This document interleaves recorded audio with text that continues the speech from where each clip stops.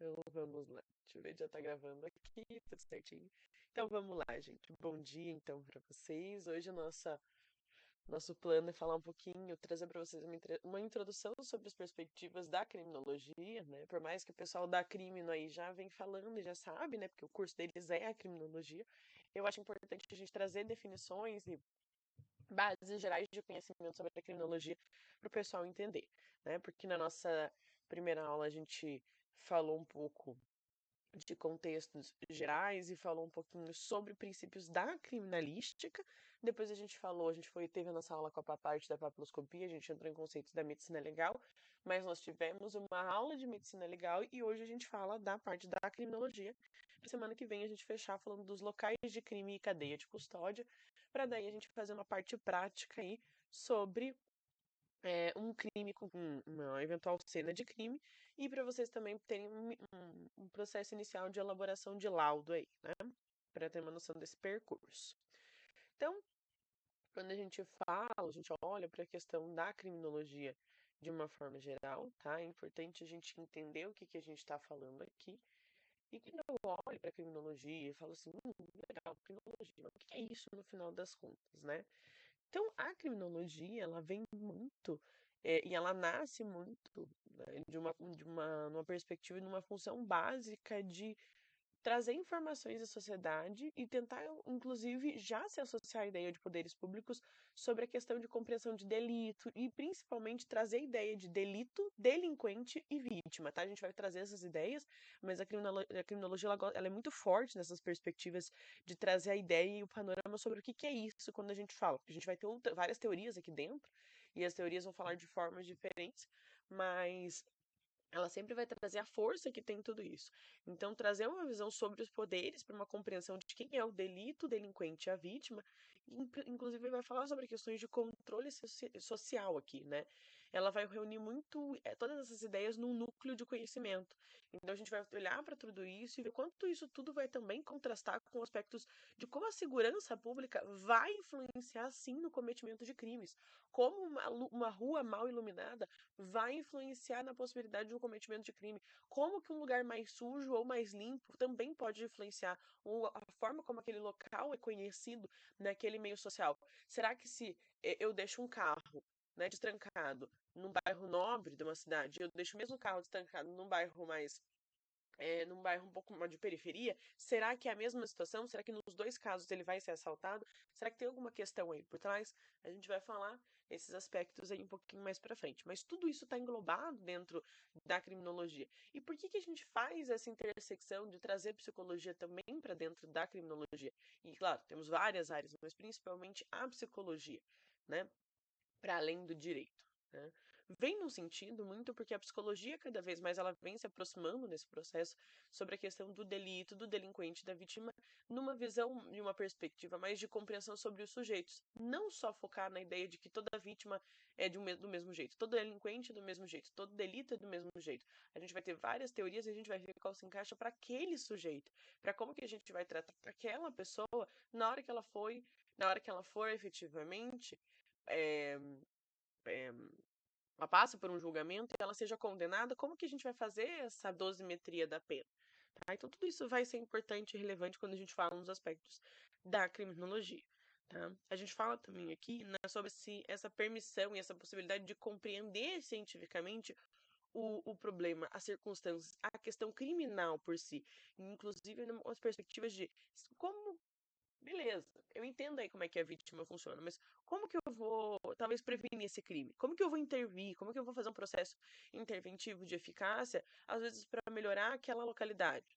Como que eu vou falar sobre a perspectiva do homem delinquente? Como é que eu vou fazer uma investigação, né, na parte da criminalística que eu falei para vocês em aulas passadas? Como que eu vou olhar para tudo isso e tratar a vítima também? Como é que eu vou trazer ela para o processo? Então, todas essas circunstâncias eu vou levar em consideração, sempre tentando introduzir o máximo de objetividade, inclusive compreendendo a subjetividade também, para a gente falar um pouco sobre a compreensão dos processos e do crime em si, tá? Então, existe toda uma importância por trás quando a gente fala aqui, porque existem estruturas nesse estudo desse tipo de ciência, né? Então, quando eu olho para tudo isso, né, como um todo, a importância dessas causas, a importância da criminologia como um todo, a gente vai muito no estudo do processo da razão por trás de tudo isso. Ela vai ajudar a gente a entender como é que as pessoas, o que leva esse cometimento de crime, quais são as essencialidades, o futuro dessa parte do químico, né? Como é que a gente vai intervir, como vai intervir, o que a gente vai fazer, o que a gente não vai fazer, né? Como eu falei para vocês, a eficácia das políticas públicas como um todo. E como eu sempre friso muito para vocês, a gente fala sobre uma abordagem multifacetária sobre a atribuição e as perspectivas quando eu estou dentro da criminologia como um todo, né? Eu não vou falar só de um lado, vou falar sobre várias abordagens e perspectivas diferentes quando eu olho para tudo isso. E justamente por essa multiplicidade de compreensão sobre os temas, que a gente vai conseguir se aprofundar e entender um pouquinho mais sobre as perspectivas. Essa interdisciplinariedade ela é bem importante para a gente pegar e compreender e entender o crime em si, tá? E a gente gosta de destacar muito dentro da criminologia 4 aspectos, né? A questão sociológica, jurídica, antropológica e a parte psicológica, né? Quando a gente fala da parte sociológica, aqui a gente vai estar falando exatamente como que os fatores sociais vão coexistir aqui. Como que aspectos, por exemplo, como pobreza, educação, relações familiares, saneamento básico, influências de comportamento criminoso, a existência, então, por exemplo, de um tráfico naquela região, isso vai influenciar ou não vai influenciar na estrutura daquela sociedade, né? Então, aqui a gente fala sobre, por exemplo, a teoria da desorganização social, né? Eu vou falar um pouquinho mais sobre ela, mas assim, aqui, por exemplo, quando a gente fala de questões sociológicas, a gente se depara com a teoria da desorganização social, que ela vai falar e ela traz essa perspectiva e surge a ideia de que o crime é mais comum em sociedades com poucas conexões sociais, com pouca coesão social, quanto uma localidade desunida também pode levar a processos criminosos, tá? Não se apegue muito a isso, que eu vou definir um pouquinho mais para frente para vocês, tá? Aqui é só um panorama geral. A questão jurídica, né, quando eu penso numa abordagem jurídica, eu vou falar então de um enfoque que vai tratar do crime como uma perspectiva e uma ideia de violação legal. Então aqui a gente estuda a base do sistema, e a ideia jurídica por si, e as definições. Então, como que o processo vai julgar aquilo? Então, como que juridicamente eu falo, isso é crime ou isso não é crime? Começa por aí. Se é crime, então como é que eu vou proceder com isso? Né? A gente vai falar, vou falar de punição por aplicação de multa, vou falar aplicação por restrição de liberdade, né? Vou fazer o que com essa situação, tá? E aqui a gente vai falar da importância legal, porque a essencialidade, o uso da parte jurídica, ela também vai trazer a perspectiva de compreensão política criminal e o funcionamento do sistema judicial. Então, eu entendo que isso aqui é um crime, eu entendo da base sociológica anteriormente, compreendo que isso aqui não é legal, compreendo que isso aqui não está funcionando, que não é adequado, que a gente precisa olhar para essa situação e falar, poxa, isso aqui não é bom, né? A sociedade não gosta que você pegue o celular dela e saia por aí vendendo o seu celular. Isso não é legal, né? Então eu vou comunicar para o judiciário vai implementar uma legislação, né? No caso, uma impossibilidade de cometimento do crime, vai falar, eu vou tipificar isso aqui e isso passa a ser um crime, tá? Eu tenho a questão da abordagem antropológica, né? Quando eu olho para a abordagem antropológica, que a gente vai explorar as diferentes culturas e sociedades. Então, para além de uma única sociedade, eu vou falar sobre os tipos de sociedade, como é que elas vão interagir e como essas perspectivas elas vão definir essa resposta ao crime, né? Isso vai ajudar a gente a entender uma variedade sobre a questão da taxa de crime na prática deles como um todo. Então, aqui eu olho para a situação e poxa, naquela localidade, isso não é entendido como crime, porque isso é culturalmente aceito, né? Então, por exemplo, vamos supor que em uma localidade distante, né, da sociedade, existe uma pequena comunidade, onde nessa comunidade se casa aos 14 anos de idade. E inclusive essas pessoas de 14 anos de idade se casam com pessoas com mais de 40 anos. Isso é aceito naquela sociedade. Professor, isso é completamente errado? Na visão da nossa sociedade, com certeza. Professora, você concorda com isso no seu âmbito pessoal? Não, não concordo. Mas naquela localidade é aceito. E aí, como é que a gente tá? Juridicamente, nós estamos permitindo, às vezes a questão do judiciário vai falar mais alto do que questões antropológicas. Eles vão falar, não, 14 anos não tem que casar. Ou, não, tudo bem, deixa casar. né? No Brasil isso não é tão comum, essa questão desse exemplo específico que eu dei de casar aos 14 anos de idade com pessoas tão mais velhas, em comunidades específicas, mas na América do Norte, por exemplo, a gente tem até hoje pequenas comunidades em estados que tem sistemas de subcultura, onde tem você praticamente tem líderes religiosos e eles se casam 5 meninas de 14 anos de idade, tendo 40 anos na cara, e a lei na localidade permite que eles façam isso. Né? A lei fora dali, eles rechaçam e não aceitam esse comportamento, mas ali se permitiu especificamente naquela localidade de se fazer isso. Tá? Então, assim, foi uma autorização legal ali, praticamente, que ela falou, ah, tá bom, então vai lá e faz aí. Vocês podem, o restante do pessoal aqui não, tá? Não discutindo sobre, eu não tô entrando na discussão de possibilidade e adequação do comportamento, né? Aqui, eu tô falando propriamente que, dando um exemplo pra vocês, tá? Deixa eu ver se... Cadê o chat aqui? Agora que eu vi que o meu chat não tá aparecendo, porque vocês estão falando comigo pelo chat, eu não tô vendo. Ah, beleza. Hum, só... tá.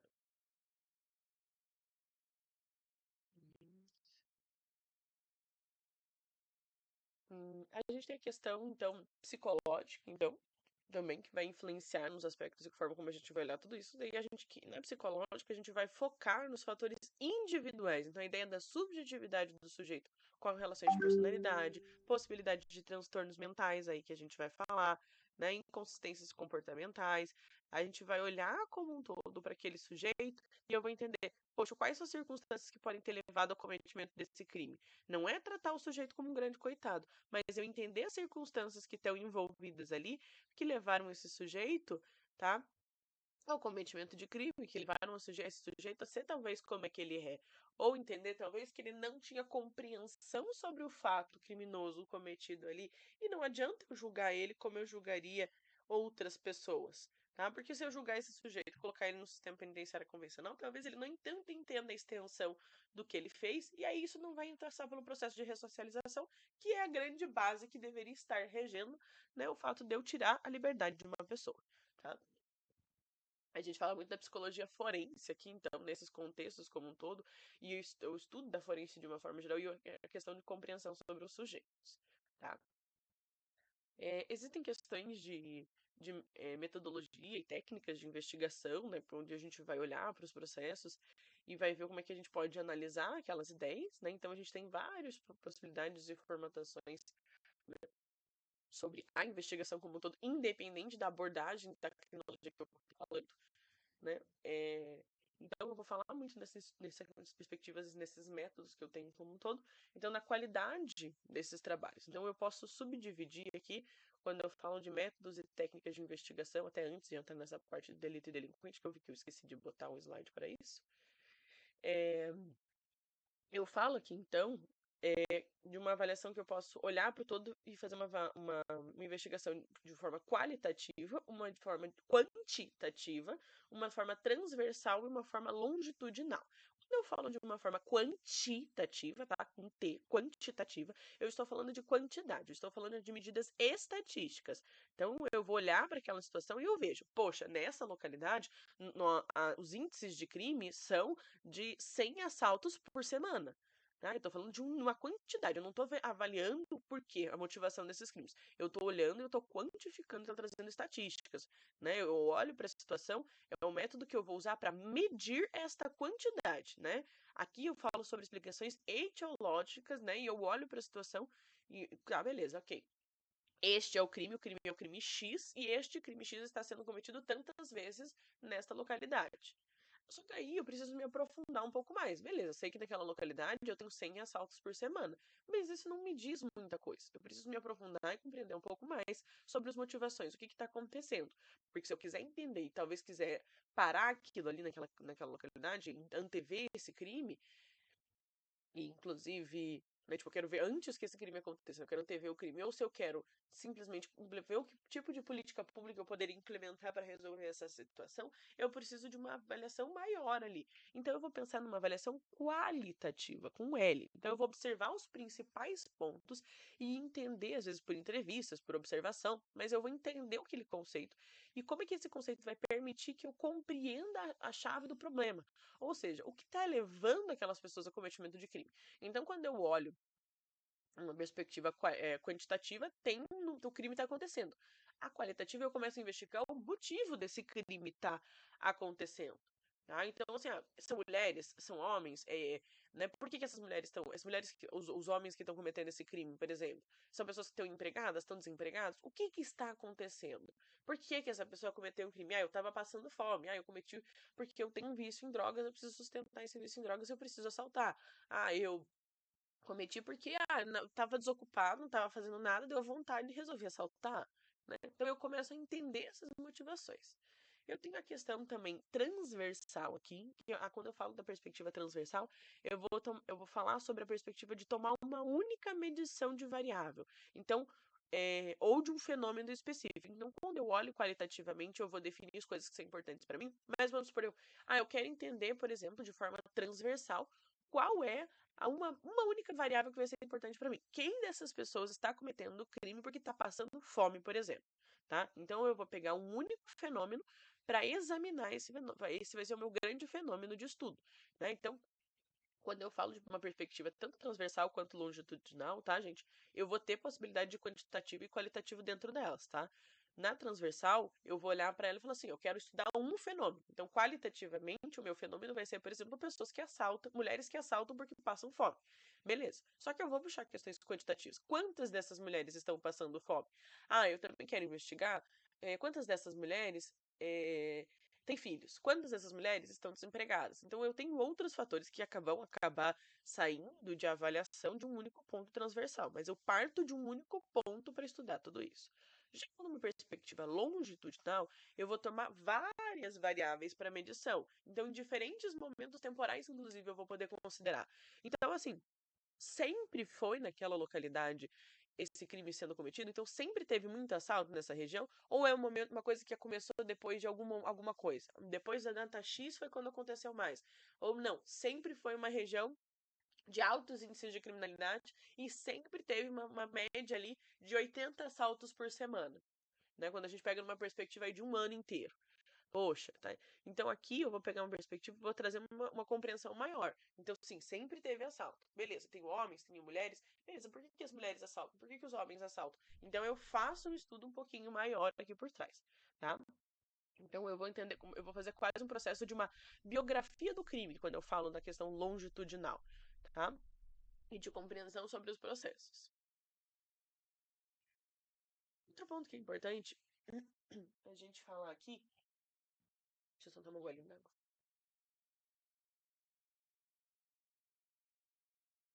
Outro ponto que é importante a gente falar aqui são as perspectivas de delito, delinquente e vítima. Tá? Por que é tão importante a gente fazer isso? Porque o próprio sujeito de estudo da criminologia é o delinquente, é o delito e é a vítima. Né? São essas três perspectivas que importam para a criminologia. Então, eles são os meus objetos de estudo. Quando eu falo do objeto de estudo da criminologia, eu estou falando disso aqui. Tá? Sendo essencial esse olhar para esse processo. Tá? E quando eu olho para isso, né, quando eu olho para esse processo, inicialmente, né, hoje, meus três sujeitos, eu tenho a vítima aqui incluída. Antigamente, quando surgiu a perspectiva, o início da criminologia, tá, gente? Pensando ali até o século XX, tá? A gente tinha só a ideia do delito e do delinquente. A gente não tinha perspectiva. Depois do século XX que se passou a ter a perspectiva de falar de delito e delinquente. E a vítima aqui também. Eu também vou falar até não coloquei no título, mas a ideia de controle social também está engajada, também está dentro do elemento de objeto de estudo da criminologia. tá? Depois de uma perspectiva, de uma visão de um giro sociológico que a gente teve, eles passaram a olhar e falar assim: poxa, a gente tem outros pontos importantes para além do delito e do delinquente. Vocês já pararam para pensar de como é que tá a vítima nessa situação? Vocês já pararam para pensar sobre que talvez essa sociedade também esteja inferindo sobre o delito, sobre o delinquente e agora sobre a vítima que a gente colocou aqui também, tá? Então eu trago uma perspectiva que fala assim: opa, né? Vamos ampliar esse objeto de estudo, porque se a gente limitar desse jeito aí, vocês não estão conseguindo ver tudo que está por trás, tá? Então, a gente passa a olhar mais para isso aqui. A gente passa a trazer uma perspectiva e uma visão diferenciada, falando, poxa, tem outras coisas que são importantes aqui também, tá? Então, a ideia de delito, tá? Quando eu olho para... aqui mesmo.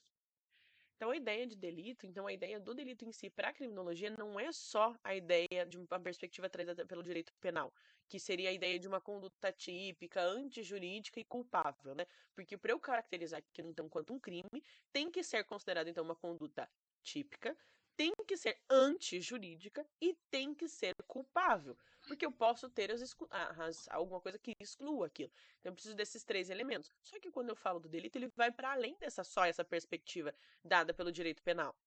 Eu trago aqui uma ideia da criminologia, de uma visão da criminologia, então enquanto um todo aqui.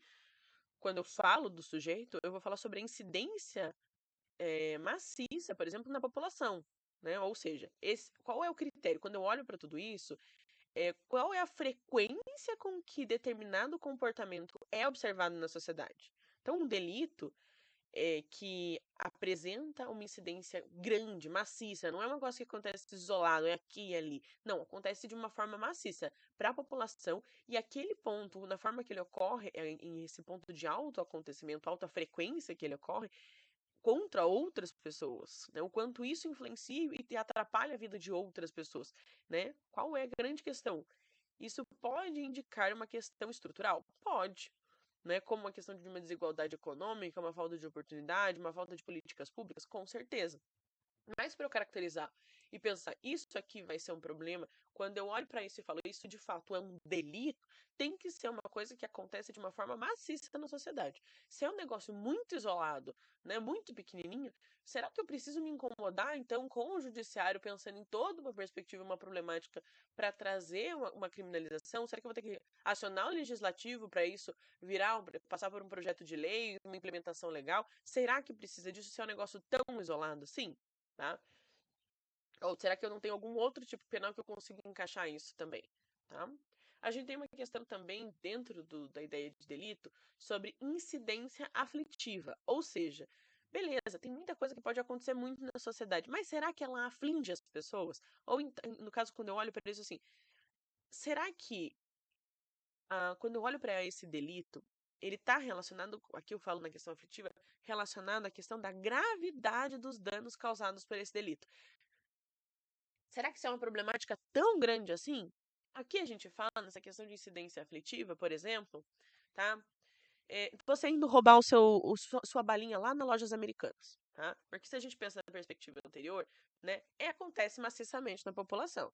Eu acho que parece que é até um rito de passagem para algumas pessoas que tem que ter roubado alguma coisa nas lojas americanas, um furto de um chocolate, uma balinha, um sonho de valsa, alguma coisa assim.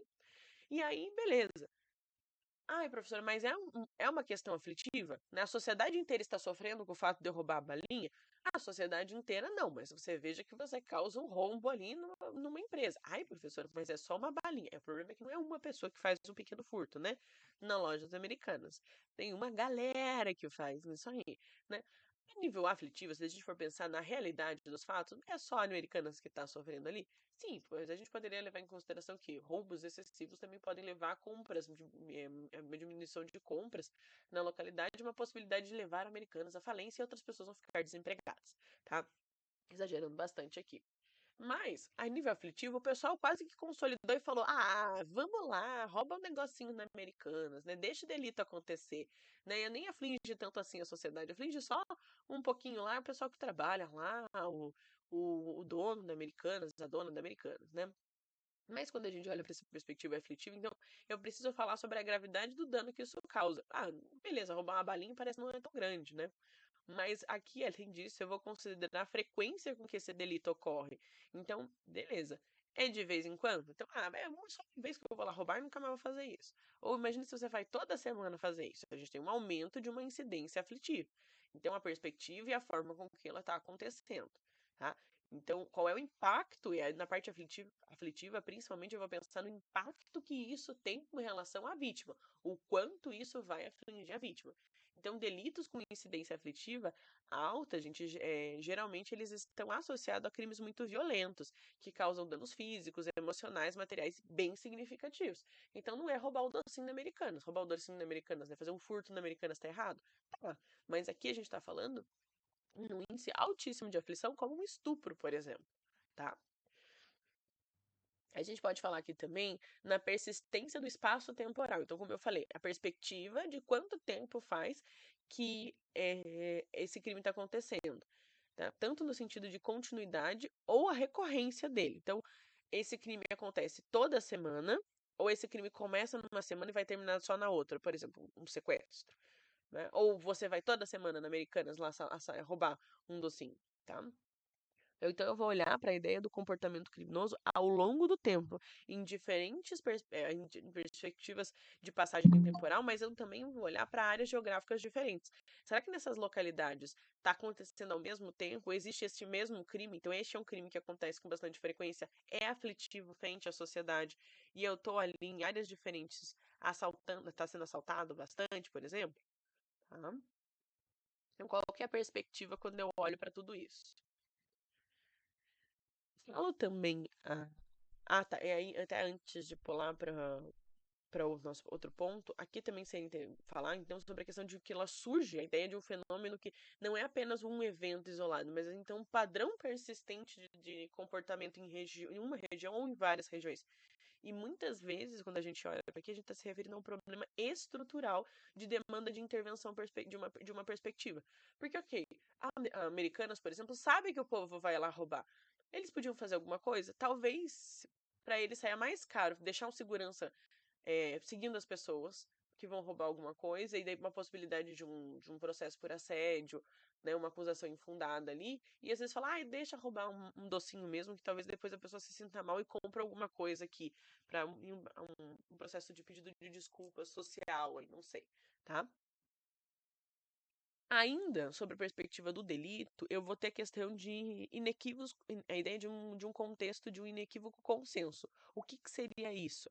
Tá? É muito a ideia de que se refere de uma ampla aceitação sobre aquela conduta. Se a sociedade inteira aceita e fala, beleza, pode casar 5 meninas de 14 anos, e assim, porque aquela sociedade já não vê aquilo como imoral, não vê como aquilo antiético, aceita, faz, pratica, e vamos lembrar que o judiciário está dentro dessa sociedade. Então ele vai olhar e fala assim: a gente não acha que é conflitivo. A gente foi lá, consultou os psicólogos, pode casar aos 14 anos, né? Vamos supor. Não, não pode, tá? Mas vamos fingir que falaram que podia. Beleza. Não aflige, não traz questões, não inflige o meio acha que tá ok, né? A gente não considera como. É um consenso social de que aquilo não é prejudicial, né? Será que vai ser considerado, então, uma conduta típica, antijurídica e culpável? Talvez a gente desclassifique isso, né? Então, quando eu falo nessa questão de um consenso, eu tô falando simplesmente da sociedade se incomodar com aquele processo, com aquele delito, né? A ideia do furto do celular, né? Não teve violência, mas levaram o teu celular embora. Falou, pô, mas é meu celular, eu uso pra trabalhar, eu uso pra jogar meu Candy Crush, eu uso pra fazer, sabe lá o quê? Depois comprar minhas roupinhas na Shein, né? Eu tenho um uso ali para aquilo. Então, me aflige, é ruim, outras pessoas também não gostam. É um consenso social de que aquilo é uma problemática. Então, quando há um consenso bem direcionado e numa perspectiva bem clara para aquela sociedade que o comportamento é moralmente considerado inadequado, né, não é aceito, é a ideia de que a gente vai precisar de um processo punitivo aí por trás para fortalecer a ideia legislativa na criação de perspectivas e lei aí para a gente poder falar, não pode isso mais, tá? E aí eu crio, então, uma lei e eu vou precisar, então, de todos esses aspectos para além, então, de uma ideia, de uma visão do direito penal, de que aquilo tem que ser uma conduta típica, antijurídica e culpável. Aqui eu vou precisar pensar em todas as perspectivas sobre a incidência, sobre a aflitividade, sobre a questão do espaço temporal e sobre a questão do consenso, tá? Eu parto, então, aqui para a ideia do delinquente, então. Tá? Aí, professora, que nome feio ficar chamando a pessoa de delinquente, mas né, é a perspectiva e a forma como a criminologia traz a visão da pessoa que faz o cometimento do delito, né? Ou delinquente, aquele que delinque, né? E a gente tem várias visões diferentes sobre o delinquente, tá? Eu não tenho só uma perspectiva. Lembra que eu falei para vocês que a gente é recheado de perspectivas distintas aqui na criminologia.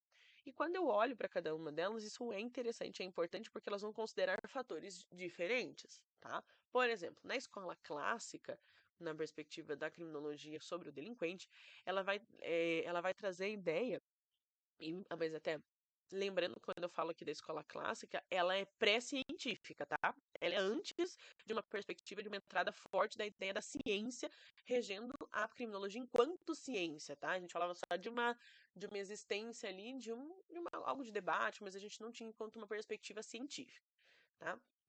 Isso é importante, tá? Porque aqui o delinquente ele vai ser visto como um indivíduo racional que comete crimes, né, nessa perspectiva, devido a uma ideia de uma escolha consciente e livre, tá? Na perspectiva clássica. Ele é responsável, então, por suas ações e deve ser punido de acordo com a gravidade do delito. Uma ideia de pecador aqui, tá? Que escolheu pecar. Então, a ideia de existência de um livre-arbítrio, tá? Então, tem um toquezinho religioso aqui no meio, sim, tá? E aqui a gente fala nessa escola clássica de alguém que optou, inclusive eles falam isso, e a pessoa optou pelo mal. Ela tem uma ideia, né, bem focada no, tipo, a escolha do crime. Eu quis cometer o crime, não é porque talvez eu não tivesse compreensão, não. Eu realmente um dia acordei e falei, vou lá matar todo mundo porque eu sou mal, tá? E a gente tem um pouco de perspectivas iluministas aqui, com a questão do contrato, na ideia de contrato social que o Rousseau traz, que você está quebrando, né, o contrato social, porque o homem é dotado de um raciocínio que havia a possibilidade do livre-arbítrio, né? Então, tanto na visão de perspectiva sociológica ali, mas eu também tenho uma questão religiosa por trás, mas onde eu opto por esse cometimento de crime porque eu opto por ser mal, né?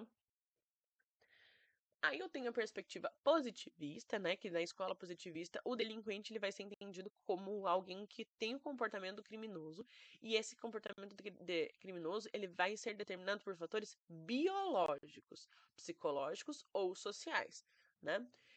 E apesar de perspectiva biopsicossocial aqui, né, que a gente tem na psicologia hoje, aqui a gente ainda tinha muito perspectivas erradas, tá? E perspectivas racistas discriminatórias envolvidas, né, baseadas numa ideia, né, por mais que tinha uma visão biológica, tinha uma visão psicológica e social, ela não era adequada, tá? Você já vai entender por quê, tá? Mas o foco muito grande é a ideia biológica aqui por trás. A psicológica quase não era considerada e o social também não. Por mais que se trouxesse essa perspectiva, eles serão quase ignorados na perspectiva positivista. O foco aqui na identificação é justamente tratamento dos fatores que contribuem para o comportamento criminoso, como questões de doença mental, traumas de infância, influência ambiental negativa. Então, aqui o homem ele nasce mal, sem eu falo então de um nascimento de alguém que nasceu mal aqui. Então, biologicamente, alguém que já tem fatores de você não é porque você não foi a sociedade, ensino fundo. Você nasceu com esse problema. Você é assim porque você nasceu mal. Né? Então, aqui eu falo sendo um prisioneiro de uma própria patologia. Então, você não tem um livre-arbítrio aqui, na perspectiva positivista. Aqui você foi levado ao seu cometimento de crime porque você é uma vítima da forma como você nasceu, da perspectiva da onde você nasce. Tá? Então, essa patologia, ela leva justamente a uma ausência de compreensão, né, onde você comete isso porque você tem uma anormalidade, você tem alguma questão, você tem algum problema, uma patologia por trás, e esse problema e essa perspectiva aí por trás fazem com que você seja da forma como você é.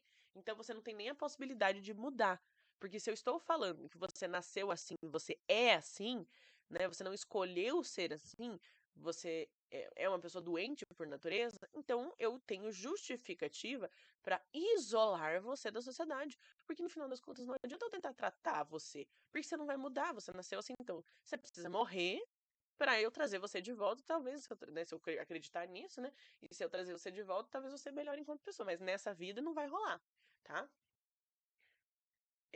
Eu tenho a escola correcionista, que até eu esqueci de colocar aqui, mas na escola correcionista, como o próprio nome já diz, a ideia do delinquente ele vai ser visto como alguém que exibe comportamentos desviantes e deficitários, né? Mas ele tem um caráter desviante, né?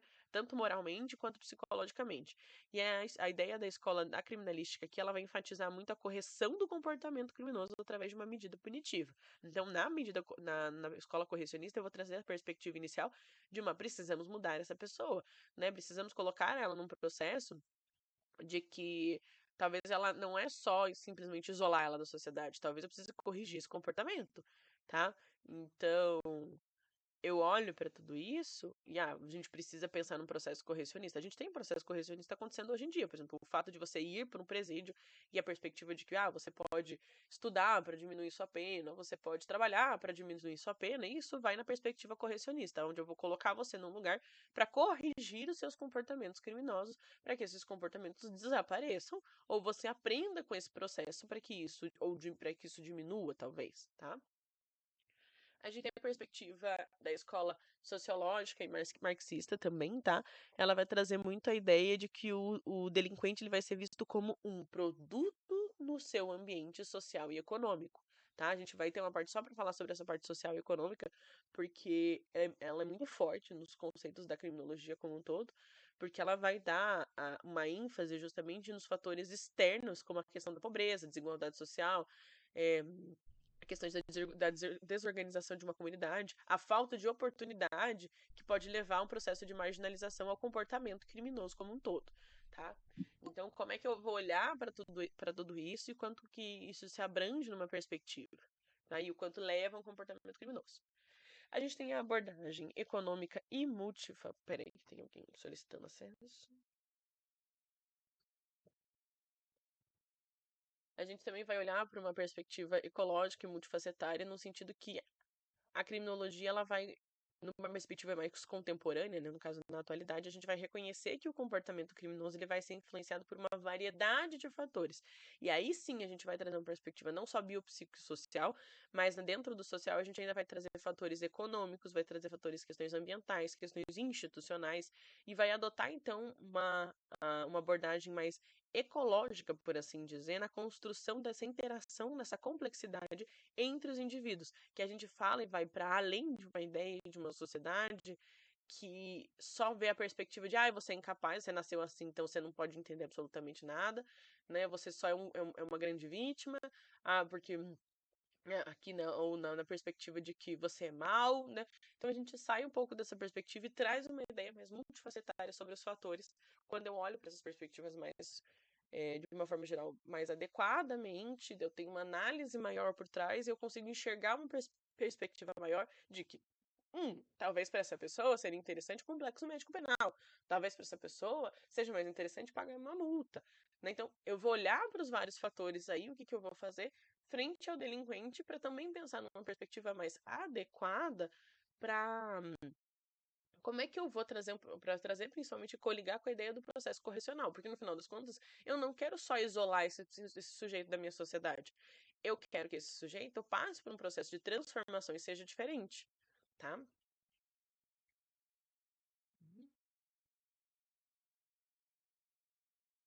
Tem a questão da vítima na criminologia também, né? A ideia de que é, né, é interessante a gente falar sobre, quando a gente olha para o todo da vitimologia, no protagonismo da vítima, né?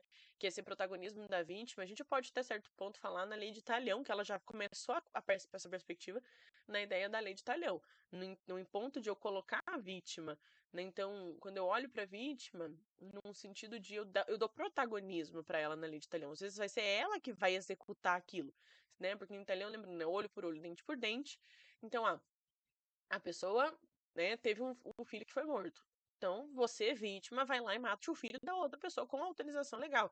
Né? Eu trago um protagonismo da vítima.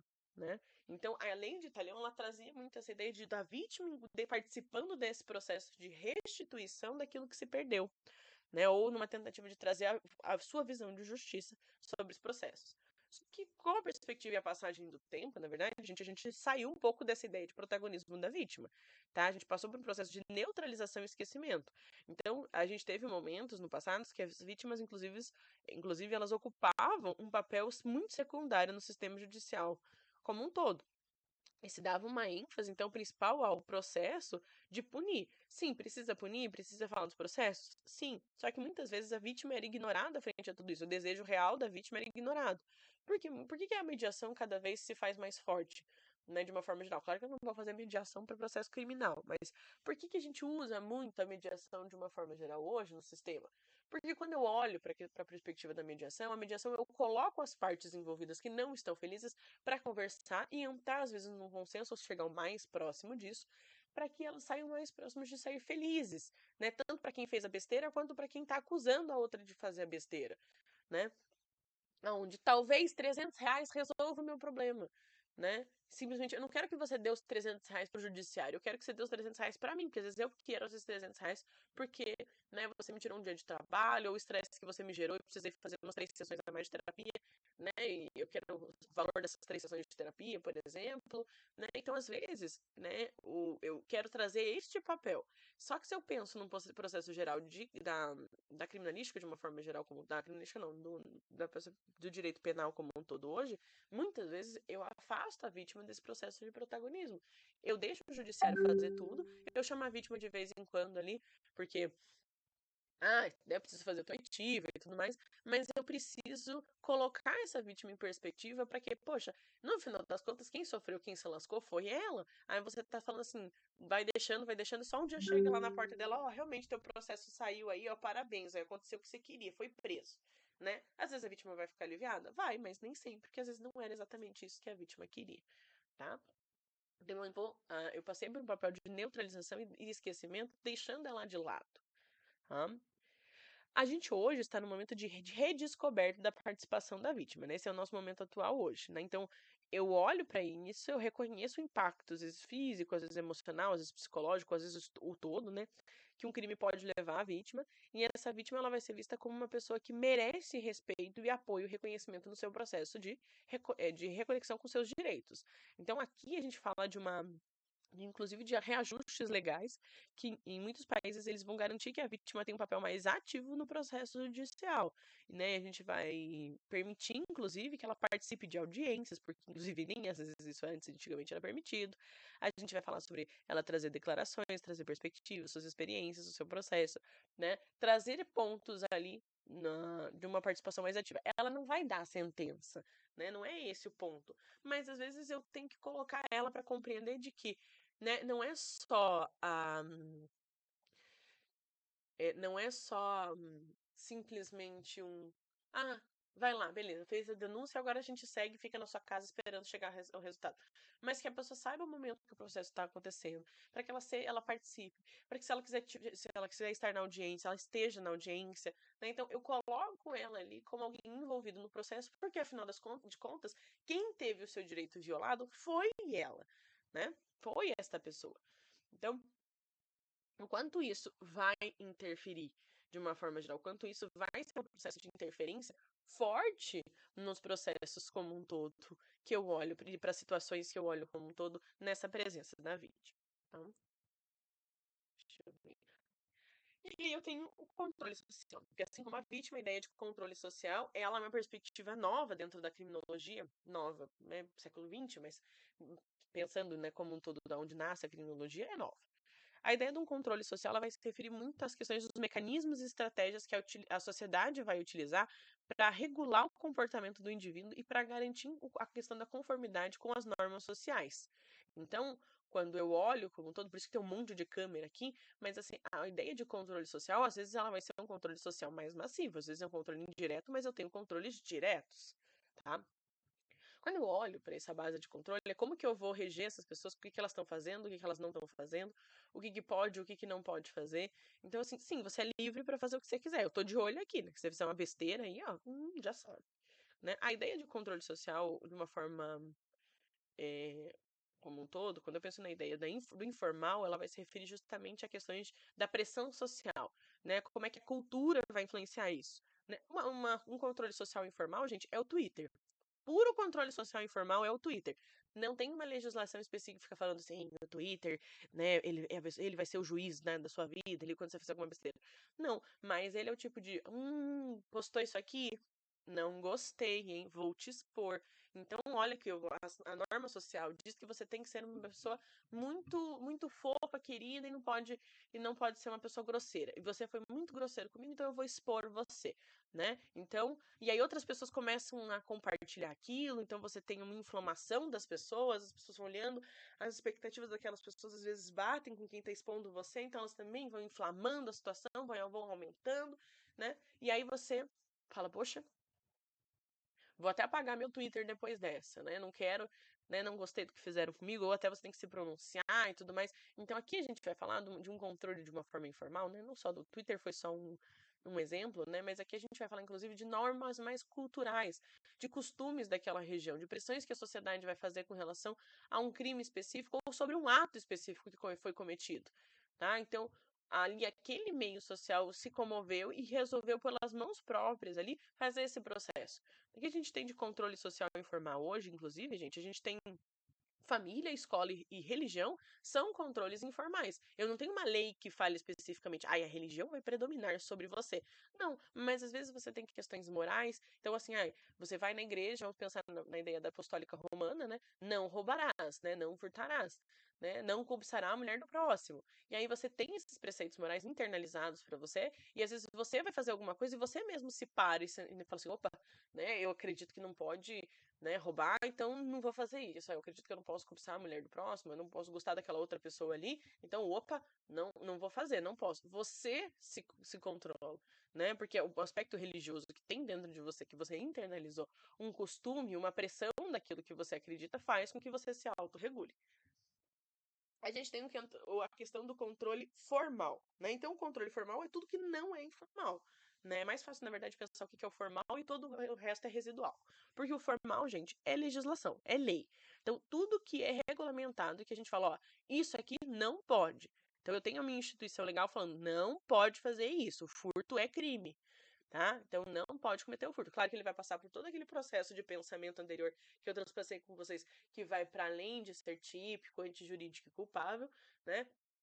E ele vai passar por todo aquele ponto e pelas outras questões correlacionadas ali para virar uma lei, mas inclusive uma coisa de controle informal um dia pode ser legalizado, ou pode, né, pode ser, desculpa, pode ser transformado em lei, né? Então, acontece, muitas coisas nascem de controle informal e vão para o formal. Então, nasce-se aquilo, traz essa perspectiva. Então, aqui eu vou falar no controle formal justamente de como que a lei vai reger tudo isso. Quais são as sanções para isso? Então, vai ser multa, vai ser restrição de liberdade, o que vocês vão fazer comigo? Então, quais são os sistemas governamentais que vão reger isso? Qual é o judiciário? Ou então, o judiciário que está por trás de tudo isso?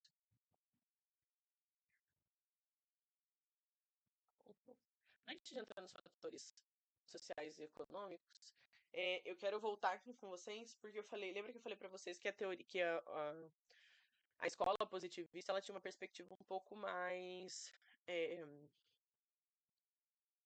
ah, preconceituosa. Aí eu vou explicar por que essas perspectivas preconceituosas, tá? O ser humano gosta muito e tem um desejo muito grande de entender o comportamento criminoso. E esse desejo de entender o comportamento criminoso, de antever um comportamento, de falar, o que a gente pode fazer antes do cometimento de crime? Ou o que leva esse sujeito a cometer um crime? Né? Então, tem esse desejo muito forte. E a perspectiva positiva, ela nasce muito nesse desejo, na perspectiva de quero compreender porque o meu sujeito é desse jeito. Quero compreender, né, muito o que fez ele ser desse jeito. Por que ele nasceu criminoso, no final das contas, tá? E quando eu olho para tudo isso, dentro da perspectiva da criminologia positiva, a gente tem três autores que são muito relevantes aqui, tá? A maioria das pessoas conhece só o Lombroso, né? Mas aqui a gente vai ter o Cesare Lombroso, que é um italiano, a gente vai ter o Enrico Ferri e a gente vai ter o Rafael Gaffarolo, tá? O que são esses autores? Tá? O Lombroso é o mais famoso entre eles ali, né? Na perspectiva geral, porque o Lombroso ele foi um médico italiano e antropólogo, tá? Que ele foi considerado, inclusive, o pai da criminologia positiva, por isso que ele é considerado o mais famoso aqui. E ele interpõe a ideia da teoria de que o homem é um criminoso nato. Né? Então ele vai argumentar que certos indivíduos nascem predispostos a um comportamento criminoso devido a características físicas, tá? Então, essa ideia de que o comportamento pode ser pode ser identificado e encontrar um elemento que fala assim, eu olho para a pessoa e falo, criminoso, né? Isso surgiu muito na perspectiva positivista com a base da teoria do Lombroso, tá?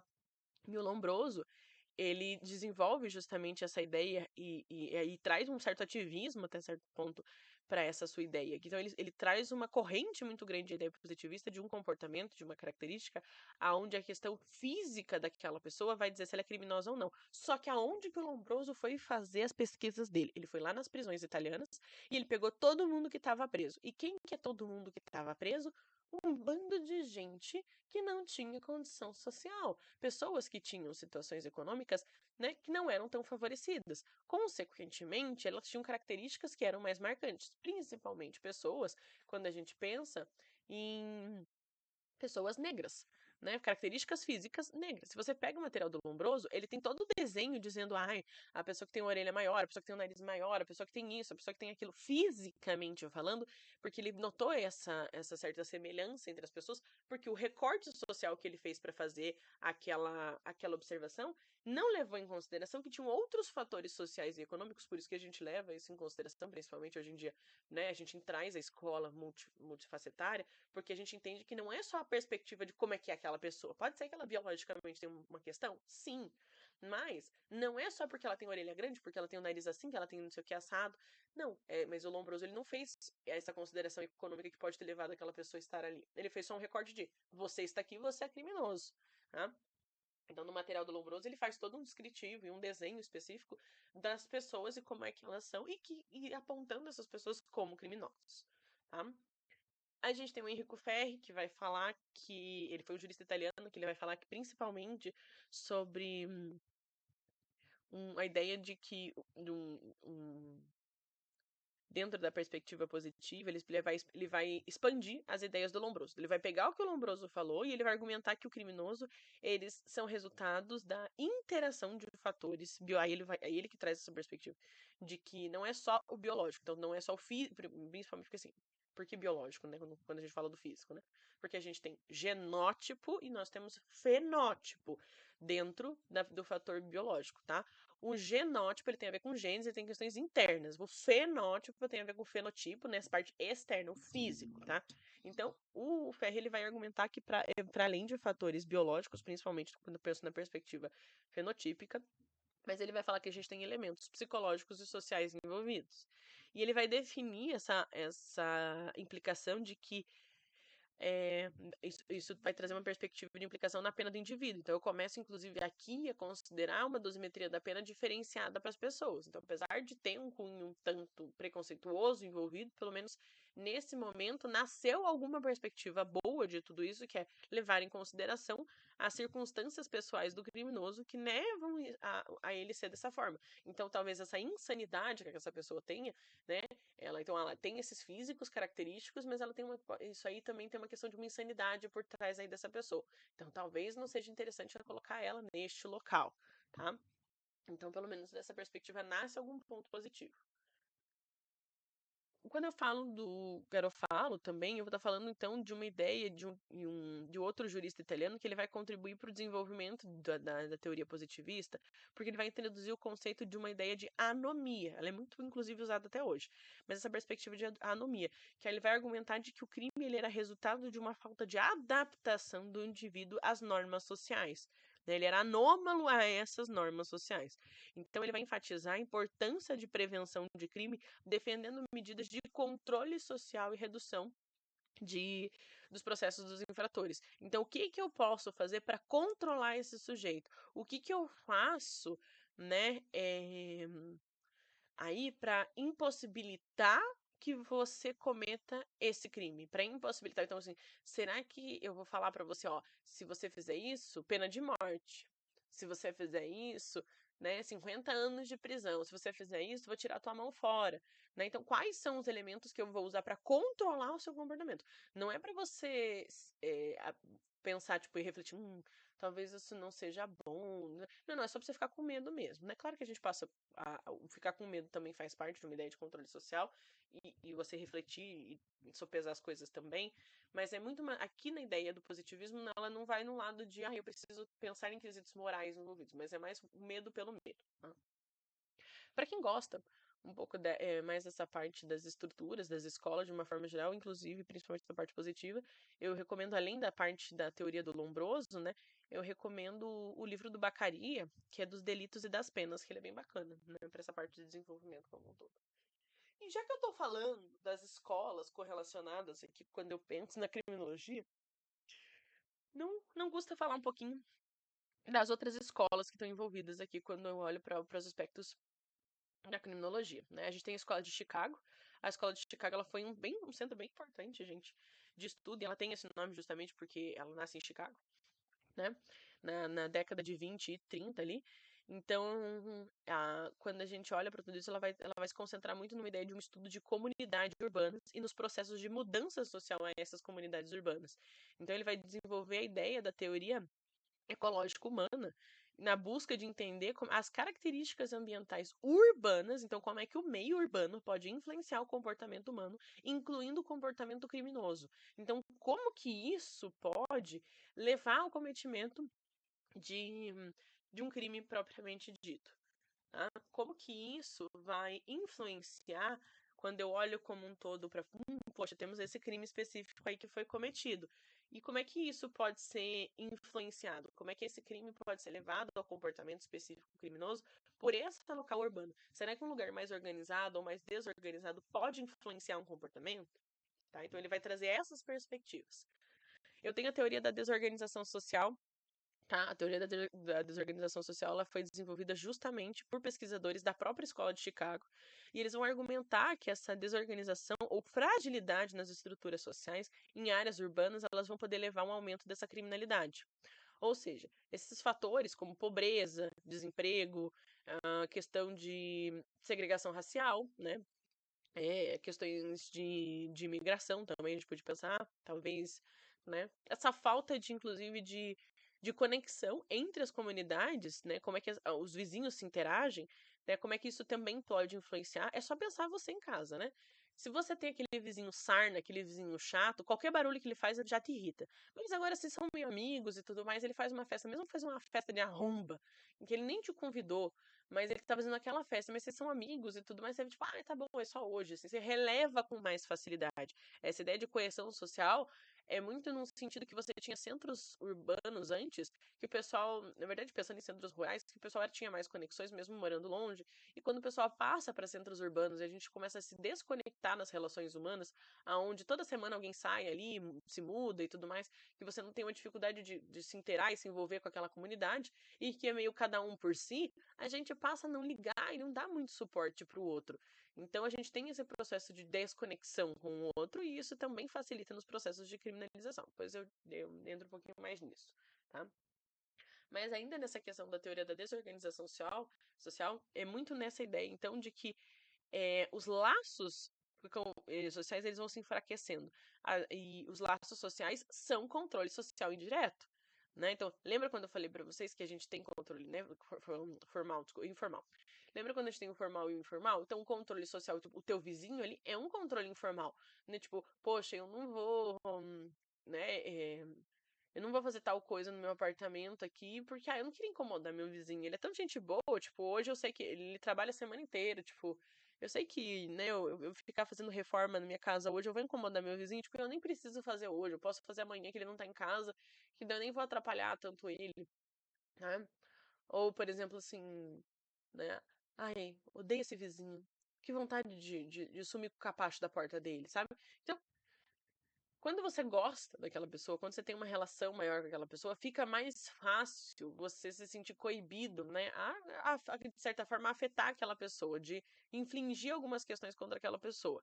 Então, quando a gente fala nessa ideia de controle social, né, aqui, sobre a questão desses laços, esse enfraquecimento, ele traz uma certa ineficácia sobre esses controles sociais informais. E, inclusive, tipo, você fica pensando, uma puta oportunidade aí, né? Então, essa falta de interação e contato com o outro pode, inclusive, influenciar justamente de uma forma significativa sobre subculturas criminais que a gente tem por um aumento de delinquência, e principalmente quando eu penso em jovens, né? Tipo, ai, a vizinha chata, né? A vizinha velha chata, sabe? Então, nesse sentido, tá? Eu tenho teorias. Aí lembra que eu falei pra vocês da importância da questão da anomia, né? Eu falei que a anomia a gente usa essa perspectiva de ideia de anomia até hoje, né? É, quando a gente pensa nela, a gente vai pensar no Durkheim, né? E a gente também vai pensar em outro autor que é Robert Merton. E eles vão falar o seguinte: quando eu penso no Durkheim, eu vou pensar que ele vai olhar para isso e vai pensar por uma perspectiva de que ele foi o primeiro sociólogo, gente, a explorar essa perspectiva da anomia na obra dele, que até nem pensava tanto para esse lado, né, da questão da criminologia como um todo, mas ele tem uma obra chamada O Suicídio, que foi publicado em 1890 e alguma coisa, tá? Mas é um livro antigo, tá? E ele vai definir essa perspectiva da anomia como um estado de desintegração ou ausência de norma social que podem levar a um desvio de um comportamento e, no caso do livro dele, a questões de suicídio. Então ele vai argumentar que essa ideia de anomia ela ocorria em momentos de mudança social muito rápida ou em processos de desorganização social, quando as normas tradicionais não são mais é, quando elas não são mais relevantes, elas não orientavam mais aquela sociedade, aonde meio que cada um fazia o que queria, aonde tinha um desligamento com relação a essa ligação com o outro. Então, o outro, o comportamento com ligação ao outro, perde um pouco a sua relevância, tá?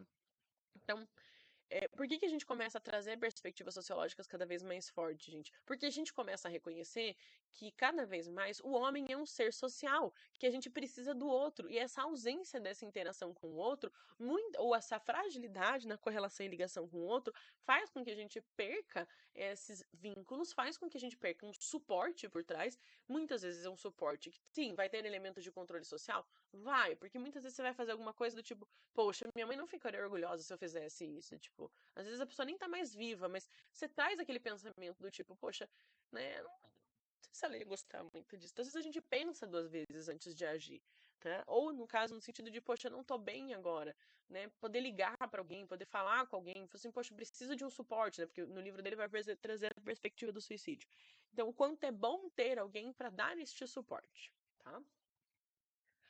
O Merton ele vai trazer ele vai expandir um pouquinho e refletir sobre conceitos da anomia em uma teoria numa perspectiva mais estrutural, né? Então ele vai trazer uma perspectiva premente da década de 30 ali, e ele vai argumentar que a sociedade americana ela enfatizava inclusive o fortalecimento de um sucesso material como objetivo de cultura de valorização. Mas nem todos os membros da sociedade tinham esse acesso e a igualdade de oportunidade quando a gente fala. Porque a gente sabe que questões estruturais e econômicas anteriores, elas vão influenciar sim na forma como a gente vai ter acesso às coisas. Pessoas com mais condições financeiras têm uma possibilidade maior de acessar e ter contato com algumas coisas que às vezes pessoas que precisam lutar um pouco mais para chegar lá, ou às vezes as pessoas nem conseguiram lutar para chegar até lá, né? A gente pode pensar em questões mais simples, por exemplo, né? Eu tenho um colega que até hoje ele trabalha com rádio e TV, né? Ele tinha um outro amigo também que gostava muito dessa parte de rádio e TV. Só que quem se deu bem mais foi esse meu amigo, porque o que acontece? Desde pequeno, o pai dele já era radialista, e o pai dele, inclusive, aproximou ele muito desses processos e indicou, claro que esse meu amigo ele é bom no que ele faz, e o outro colega também era bom. Mas o fato do pai dele ter apresentado ele pro pessoal na rádio, ele sempre tá envolvido na rádio e tudo mais, né? Foi uma coisa que facilitou o processo. Tinha a questão do talento dele? Tinha, com certeza. Mas o fato de o pai dele ter um contato ali dentro, né, já trabalhar ali, né, já ser uma pessoa que já era reconhecida também, fez e facilitou ele para que ele entrasse nesse processo, para que ele entrasse nesse mundo. E isso foi muito mais fácil do que o outro colega. Tanto ele quanto o colega fizeram faculdade de jornalismo. Só que quem conseguiu o primeiro emprego ali e os dois disputaram o mesmo emprego foi o meu amigo, não foi o colega, tá? Volta ao ponto. Pode ser que o meu amigo tenha se destacado muito mais na seletiva do emprego? Pode. Só que com certeza o fato de você ter sido indicado contou muito pra isso, tá? Então, quando o Merton fala nesse sentido, ele vai levar isso em consideração no sentido de que veja essa situação, veja isso, né? O fato do sucesso legítimo de algumas pessoas também vai ser influenciado pelas oportunidades de base de vida que ela tem. Então, a gente tem algumas perspectivas sociológicas e marxistas aqui envolvidas. Vocês podem ver que essa teoria ela vem desse ponto. Né? Então, ele identificou 5 modelos de adaptação de experiência social, incluindo a questão de conformidade, inovação, ritualismo, a questões de rebelião e uma ideia de um retraimento também, o quanto isso pode influenciar na perspectiva da anomia e o quanto isso poderia, a gente poderia pensar nisso, quanto essas coisas vão levar a um descompasso no processo da tua interação com aquele meio cultural. Então, assim, se você é uma pessoa que você se rebela muito frente aos outros, né? Às vezes você vai ser visto como chato, daí, eu não tenho muita paciência pro chato, né? Agora aquela pessoa que às vezes ela é muito inovadora, às vezes vai ser mais aceita, vai ser menos aceita. Qualquer um desses fatores, eles poderiam influenciar positiva ou negativamente na interação tua com o mundo, tá? Então, eu tenho todos esses processos, eu tenho todas essas perspectivas, eu tenho muitas outras escolas, né, para além da para além dessas que eu citei, mas como eu gosto de falar da escola de Chicago e a questão do social, eu também gosto de trazer a teoria da janela quebrada. Adoro a teoria da janela quebrada, tá? Porque daí a gente parte depois para a teoria da subcultura do delinquente também, que eu acho bem relevante falar para vocês, tá? A gente já chega no intervalinho, deixa eu só trazer essas perspectivas para vocês primeiro, tá? Por que eu gosto da teoria da janela quebrada? Porque ela é um dos maiores índices de transposição quando a gente fala de psicologia e sociedade ao mesmo tempo, tá? Ela explora uma ideia e ela aborda uma ideia da criminologia que vai enfocar na relação entre a questão do lado urbano e da criminalidade. Então, ela vai trazer aquela perspectiva que a Escola de Chicago estuda sobre os meios urbanos. Então, essa teoria ela sai de lá, numa perspectiva que, assim, ela vai trazer uma visão teórica inicial, que a gente vai olhar para aquilo que a gente tem a teoria da desordem, né? A teoria da desordem, ela vai falar sobre e argumentar justamente de que a presença da desordem urbana como o que seria essa desordem urbana, né? Seria o vandalismo, seria uma localidade com altos níveis de prostituição, com altos níveis de pessoas em situação de rua, né, comportamentos, por exemplo, com tráfico de drogas ou né, venda de drogas ali, né, um ambiente que é propício a aspectos de criminalidade. Então, essa teoria da desordem ela vai falar muito que bairros que têm altos índices de prostituição, altos índices, ou né, mesmo que seja mínimo, na verdade, mas a presença desses elementos, eles causam desordem social num sentido que se traz uma visão implícita de que aquela é uma localidade que você pode fazer muitas coisas. Porque, assim, vamos pensar, por mais que no Brasil, gente, hoje, prostituição não seja crime, né? Agenciamento de prostituição mas prostituição não é crime. Né? Por mais que não seja um crime, propriamente dito, é uma coisa que, beleza, se... o que é essa prostituta vai ter voz, né? Essa pessoa que tá trabalhando com prostituição, se o cliente não pagar ela vai ter voz? Muitas vezes, né, pensando no contexto social que a gente tem hoje, muitas mulheres que não em processo de prostituição são mulheres trans, né? Ou muitas vezes são travestis que estão ali naquela localidade, que precisam da questão do dinheiro e muitas vezes quando a pessoa não paga, elas se colocam à frente para exigir o dinheiro, tá? Então fica aquela ideia de, então é um local que pode, um local que não tem tanta proteção, porque essa mulher não vai, essa mulher, essa travesti, ela não vai ir procurar, né, a polícia porque eu não paguei pelo serviço dela. Então traz então alguns pontos de ideia de desequilíbrio naquela sociedade, né? É um lugar todo pichado, é um lugar sujo, né? Então traz essa essa perspectiva. E a ideia da janela quebrada ela é uma ideia de uma perspectiva de uma metáfora, mas ela é uma teoria que ela vai trazer uma ideia de que para ilustrar essa ideia de desordem urbana, você pode espalhar você pode ver que isso se espalha rapidamente se isso não for controlado. Então, o que acontece? Se uma localidade às vezes está afetada, né, está desorganizada, isso pode ir afetando as outras localidades em volta. Nessa teoria, eles vão falar que assim, a ideia da janela quebrada, ela não é apenas a ideia de você reparar um processo, mas significa que quando a gente olha para isso, a importância de entender aquela área, de engajar aquele ambiente, porque não é um elemento, aquele elemento está ali e que leva, pode ser inclusive um estopim para o crime, mas que aquilo não era por si só o problema, a gente tem outras questões, tá?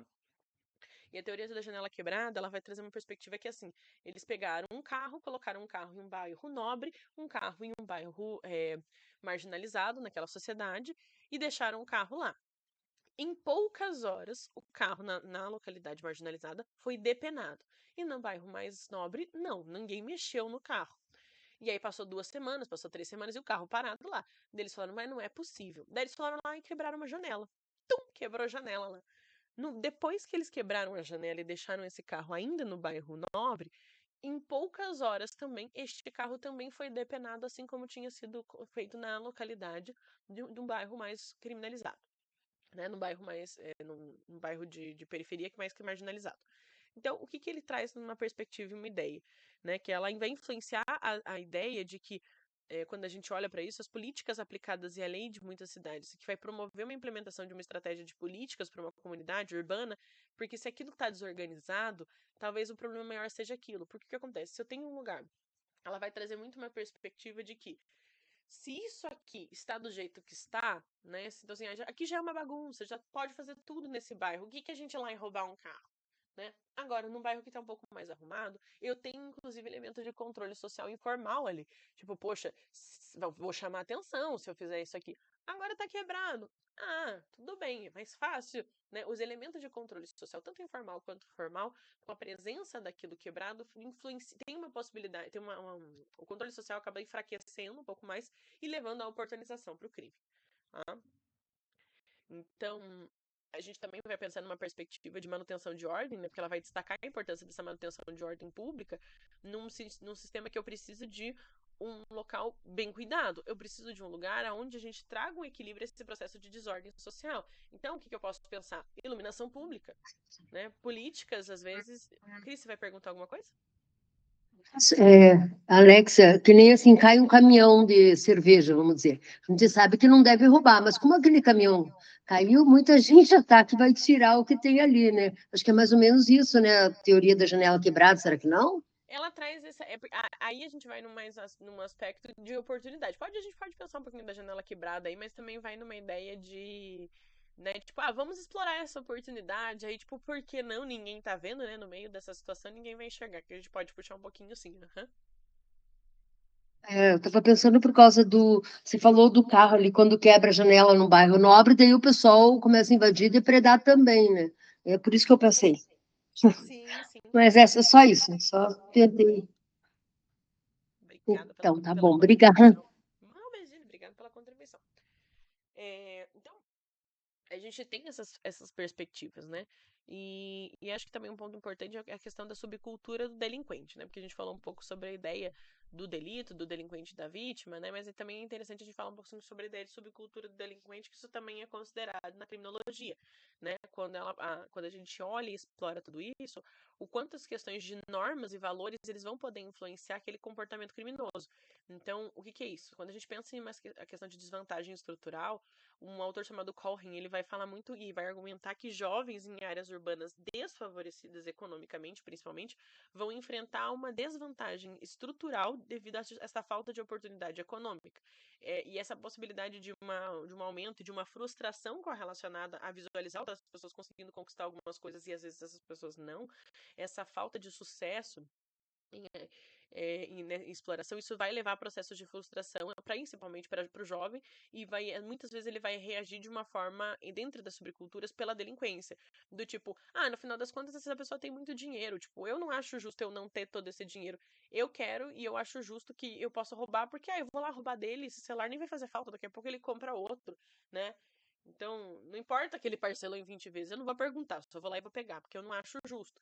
E às vezes eu vou ter uma ideia de inversão de valores nessas subculturas, onde os próprios valores, né, passam a ser olhados de outra forma. E eu compreendo a consistência de que, poxa, eu preciso do crime para me favorecer. Então, assim, eu não tenho oportunidade nenhuma, eu não consigo subir com nenhuma oportunidade, aquelas pessoas têm o que eu quero, então vai ser pelo crime que eu vou conquistar. E aí eles se envolvem, às vezes, entre grupos e tudo mais, e o próprio grupo vai falar, tem que roubar mesmo, tem que pegar mesmo, esse povo aí, tudo favorecido, tudo isso, tudo aquilo outro, né? E, assim, essa é a visão da teoria, né? Não entendo que eu tô falando que todas as pessoas que não têm favorecimento econômico são dessa forma, né? Mas a perspectiva da teoria, ela vai explicar nesse sentido, que a gente vai passar a inverter valores, no sentido que, tipo, pra eu conquistar o meu, às vezes vai ser necessário esse processo. E eu vou me convencer muito de que dane-se os aspectos de controle social informal e formal, porque no final das contas, pra conseguir conquistar o que eu quero, isso vai ser necessário. Eu, inclusive, vou enxergar isso como, tá tudo bem roubar, faz parte, tipo, é o processo natural das coisas. Tá? Então, eu trago aspectos de inversão como um todo, tá? Gente, 20 minutos de intervalo aí pra vocês, daí a gente já continua, tá? Então agora 9h28, então 9h48 a gente volta, tá?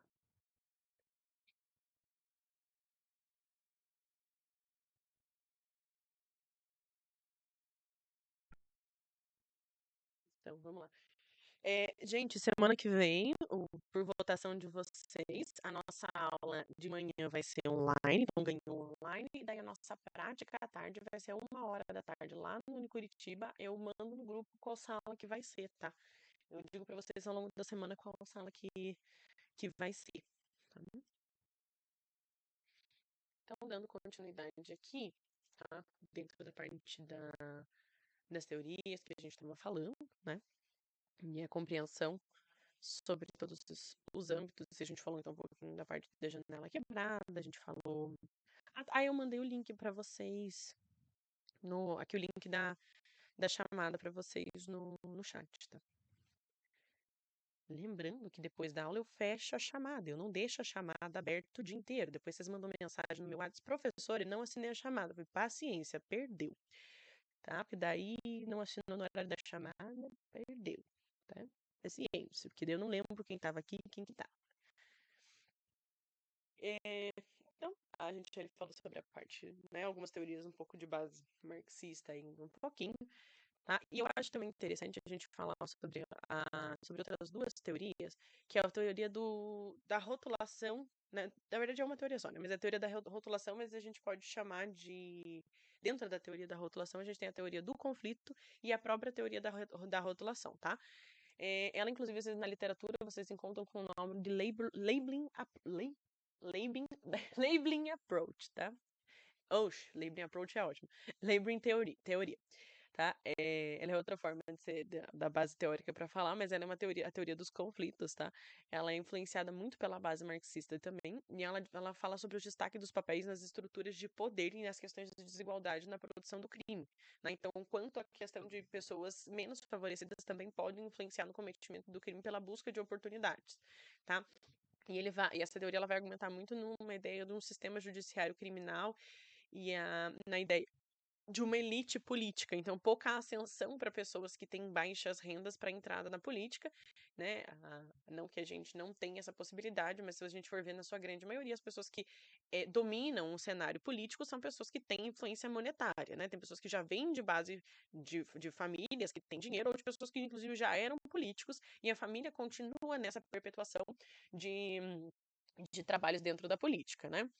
E essa questão de uma elite presente na política, isso consequentemente também fala sobre um poderio econômico presente nos aspectos da política e econômica e quanto isso também é utilizado para manutenção de controle frente às pessoas marginalizadas. O quanto às vezes eu criar políticas que mascaram algumas perspectivas e alguns trabalhos aí em algumas questões, numa tentativa de manter uma base estrutural onde eu tenha pessoas que sempre que estão embaixo, porque, consequentemente, essas pessoas às vezes são mais facilmente manipuláveis e são pessoas interessantes para meu controle, né? Para como é que eu posso falar sobre o controle com relação a essas pessoas. Então, essa ideia de teoria do conflito, ela vem muito uma ideia de que o crime de uma forma de resistência e retenção à opressão de desigualdade frente a questões estruturais. Tá? E ainda dentro dessa base perspectiva, a gente tem a subdivisão na questão da teoria dos rótulos, que ela vai falar justamente que daí a questão do labeling theory, né, a dificuldade do inglês aqui para falar quando tem umas letrinhas a mais aqui. Mando de volta, assim, a chamar. quando a gente tem algumas bases, né, essa ideia de rotulação, ela surge muito na ideia de um comportamento desviante na produção de uma reação social ao comportamento. Então, em vez de uma característica intrínseca do indivíduo, então, ou seja, eu tô rotulando, tipo, o sujeito não é aquilo, mas é um rótulo que eu atribuí para ele. Então, o marginal, o ex-presidiário, o isso. Então, é um rótulo que eu dou e implemento para ele. Ele não é aquilo. Aquilo não define o sujeito. O sujeito não é só aquilo. Quando a gente pensa na psicologia, o sujeito não é só o autismo, o sujeito não é só o TDAH. O TDAH, ele compõe o elemento de quem é o sujeito, mas ele não é aquilo só propriamente dito. E essa teoria, ela vai argumentar que essa ideia de rotulação do indivíduo enquanto, por exemplo, criminoso, ela vai levar justamente a uma questão de um autorreconhecimento. Ah, já que todo mundo fala que eu sou criminoso, vou cometer o crime mesmo, que se dane, né? Vai fazer acontecer, porque no final das contas, se eu já tô sendo chamado de criminoso, eu já tô sendo chamado disso, já tô sendo chamado daquilo, eu vou ser mesmo, entendeu? Porque assim, se não faz diferença nenhuma o que eu faço, as pessoas ainda têm essa perspectiva e não vem diferença, então no final das contas eu vou fazer o que eu quero fazer mesmo, e vou deixar esse rótulo tomar conta de mim. Então eu passo a ser o rótulo, tá? Então, essa teoria ela fala muito sobre essa questão da presença do quanto isso vai estigmatizar a pessoa nessa produção do crime. Então, assim, no final das contas, se eu já tenho essa rotulação, então por isso que eu sempre friso no sentido de que quando a gente fala que uma pessoa a gente tem que tomar cuidado com os aspectos no processo de ressocialização, né? Então, nem sempre a gente tem que ficar. Porque assim, se a pessoa pagou a pena dela, ela terminou o cumprimento da pena. Se essa pessoa volta para a sociedade, ela quer entrar no mundo de volta, ressocializar e ser diferente, se a gente ficar trazendo rotulações constantes, onde eternamente você é o ex, né, é o criminoso, é o isso, é o aquilo, e eu te dou menos oportunidades, isso também vai defender e fazer com que, se no final das contas eu não te dou oportunidade, eu não te dou espaço, eu tô te rotulando, e então eu trago esse estigma para você, você veste essa visualização, esse rótulo passa a ser você, e essa abordagem você reivindica ela para você, porque no final das contas as oportunidades não são te dadas, eu tô te afastando, né, das outras questões, então você vai assumir isso de uma vez, tá? Então, esses cuidados, às vezes, que a gente precisa tomar, tá? Acho que eu queria falar também um pouquinho com vocês a questão das teorias feministas na questão da criminologia, que é bem bacana, que são tipo, perspectivas, às vezes, que a gente não estuda, que a gente não vê, então, às vezes eu acho sempre interessante a gente trazer, nem que seja uma breve pincelada, né? Quando a gente passa na base, compreensão da base feminista dentro da criminologia, a gente traz essa ideia de perspectiva de gênero, de implementação de trazer uma questão estrutural de compreensão sobre relações de gênero dentro das faixas de criminalidade nos sistemas de crime como uma forma geral, tá? A gente tem algumas teorias, tá? De uma forma geral, então só vou trazer três só para vocês dentro dessa base do feminismo. A gente tem a teoria da mulher no crime, que ela vai abordar justamente e questionar a ideia de uma mais tradicional com relação ao cometimento de crime, de que mulheres muitas vezes são ignoradas ou marginalizadas, especialmente nessa visão da mulher como um todo no cometimento do crime e na frente ao judiciário. Então, muitas vezes o crime é visto tipo, é só uma mulher, não é nada demais. E da mesma forma que eu também tenho um sistema judicial que muitas vezes não vai dar um implemento e não vai dar uma base adequada para essa mulher no processo de reestruturação. Por exemplo, para o homem hoje é muito mais fácil ressocializar do que para a mulher. Para o homem, quando ele vai preso, ele tem muito mais uma estrutura familiar de base do que a mulher. A mulher muitas vezes é largada pela família, largada pelo companheiro. Enquanto o homem é um processo contrário. A família está ali, dá suporte. Inclusive, às vezes começam relacionamentos, né, enquanto eles ainda estão presos. Não é para todas as mulheres, mas em sua grande maioria, as mulheres são abandonadas em sistema de cárcere, tá? Para quem gosta dessa parte, tem o trabalho da professora Gabriela Reis, deixa eu ver se eu acho o nome da tese dela. Gabriela Reis. Ela era professora da Federal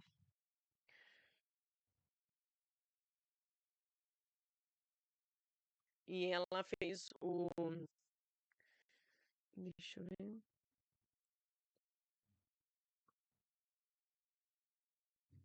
eu vou colocar o nome dela no chat, depois qualquer coisa vocês podem buscar, Gabriela Reis, tá? Ela tem um trabalho bem bacana. Ela era professora da Federal e ela fala sobre as questões das crianças encarceradas e essas crianças que nascem no cárcere. Né? Então, no sentido de quanto a gente fala sobre ciclos de retorno à criminalidade por uma ausência de uma estrutura social de base de cuidado, de afeto para essas crianças, onde essas mulheres são presas, são abandonadas no cárcere pelos parceiros, e muitas vezes elas foram presas porque elas assumiram culpa de crimes dos parceiros, então elas vão presas. Essas crianças nascem no cárcere, ficam um tempo com a mãe e depois essas crianças são institucionalizadas. Então, nasce na institucionalização e vive na institucionalização para depois retornar ao mundo, muitas vezes, pelo cometimento de crimes. É bem bacana o trabalho, a estrutura do trabalho dela, e convido vocês para ler. Tá? A gente tem a questão da teoria de gênero e os crimes, né? Então, uma abordagem que vai destacar muito essa norma do gênero e essa questão da desigualdade frente à influência do crime, a própria questão da vitimização e as fragilidades do sistema judiciário também. E também a questão a questão da pobreza correlacionada nas teorias que elas vão examinar muitas mulheres numa ideia de mais desproporcional sobre o quanto a gente fala sobre uma estrutura de pobreza, muitas vezes, onde muitas mulheres vivem mais na linha da pobreza, né? Onde a questão econômica, muitas vezes, acaba sendo uma problemática maior frente a questões da mulher, comparado isso ao homem, porque daí a gente já vai entrar nas questões sociais e econômicas, e vocês já vão entender um pouco mais como essa parte econômica também vai afetar na estrutura social e na entrada do crime, tá? Porque não é incomum, cada vez mais, mulheres em países em desenvolvimento se envolvendo com tráfico internacional de drogas, porque sendo usada como mula, né? Então, tipo, com ingestão de medicamentos, inserção de medicamentos de drogas, inserção de drogas em locais do corpo específico, né? Ou dentro da mala e tudo mais, na tentativa de transporte por uma busca por dinheiro para a questão de sustentar a família, porque muitas vezes a mulher está sozinha num processo de que muitos filhos, abandonada, e aí às vezes é a forma mais rápida de conseguir dinheiro para, né, às vezes, tirar a família da fome. Tá? Mas uma passagem bem breve, igual eu falei para vocês.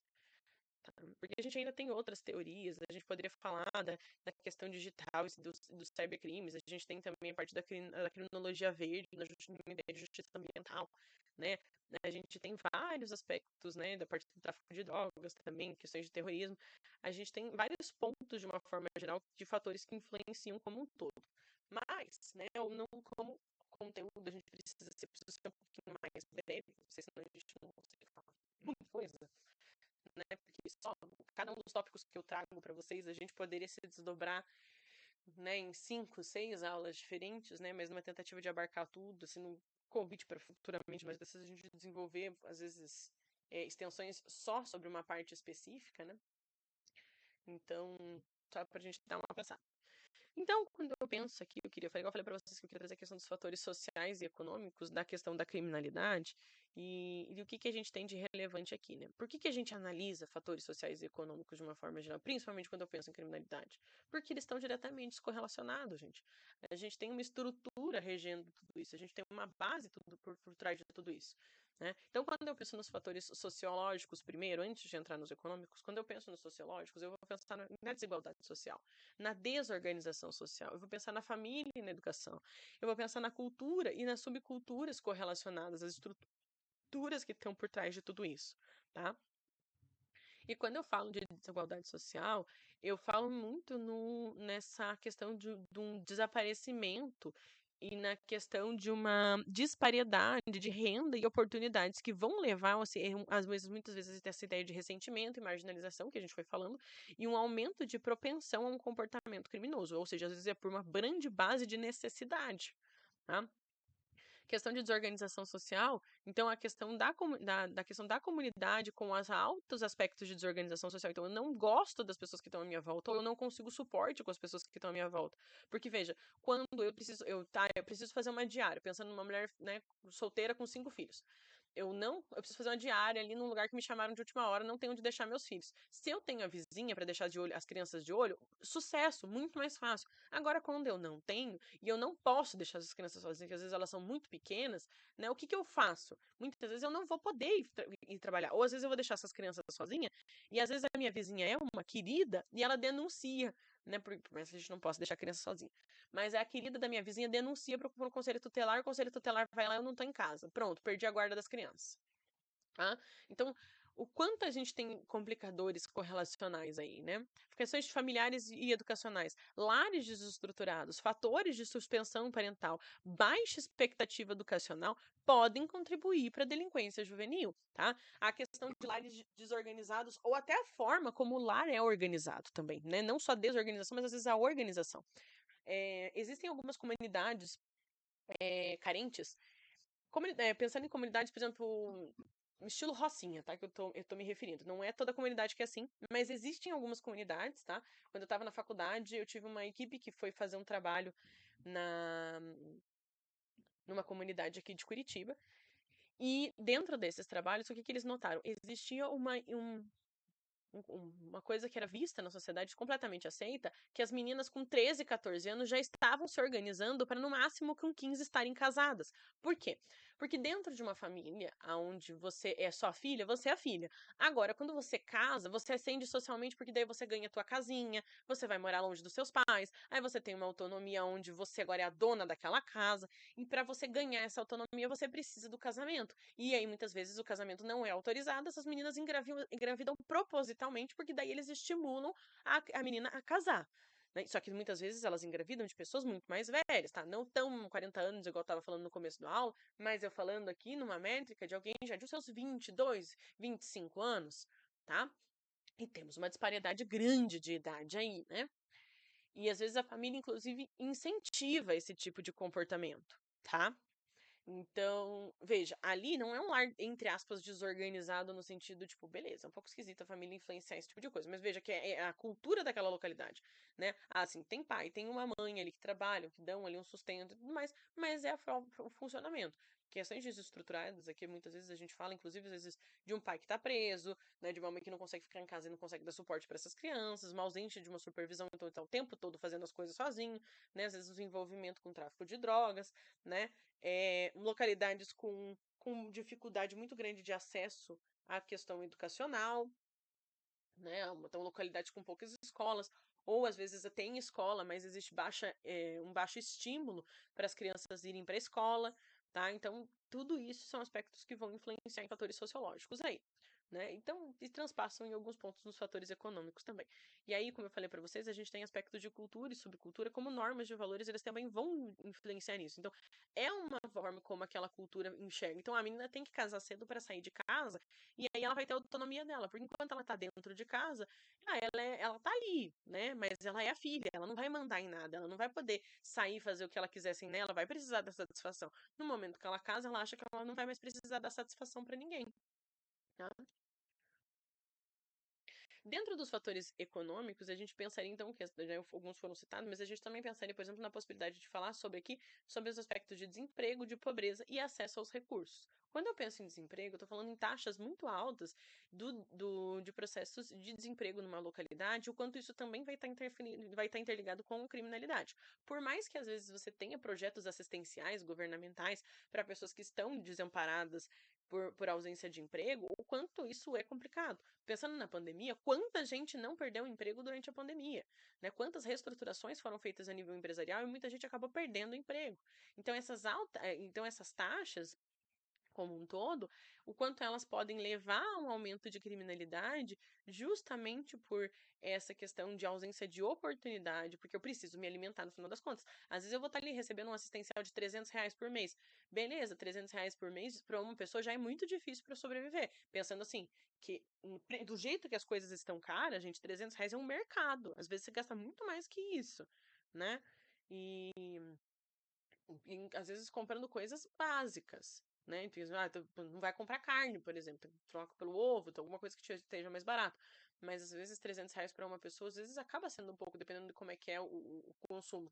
Aí às vezes a pessoa não tem só a comida para pagar no mês, ela vai ter também água, ela vai ter luz, né? Ela vai ter, às vezes, se ela tá de aluguel também, um condomínio, alguma coisa, ela tem outros custos aí correlacionados, né? Então, a dificuldade que a gente tem com relação a tudo isso, e isso querendo ou não, principalmente quando eu penso numa necessidade, isso vai influenciar furtos e roubos, sim, porque eu preciso comer, eu preciso me alimentar, eu preciso sobreviver, e a minha sobrevivência vai transpassar a sobrevivência do outro muitas vezes nesses processos.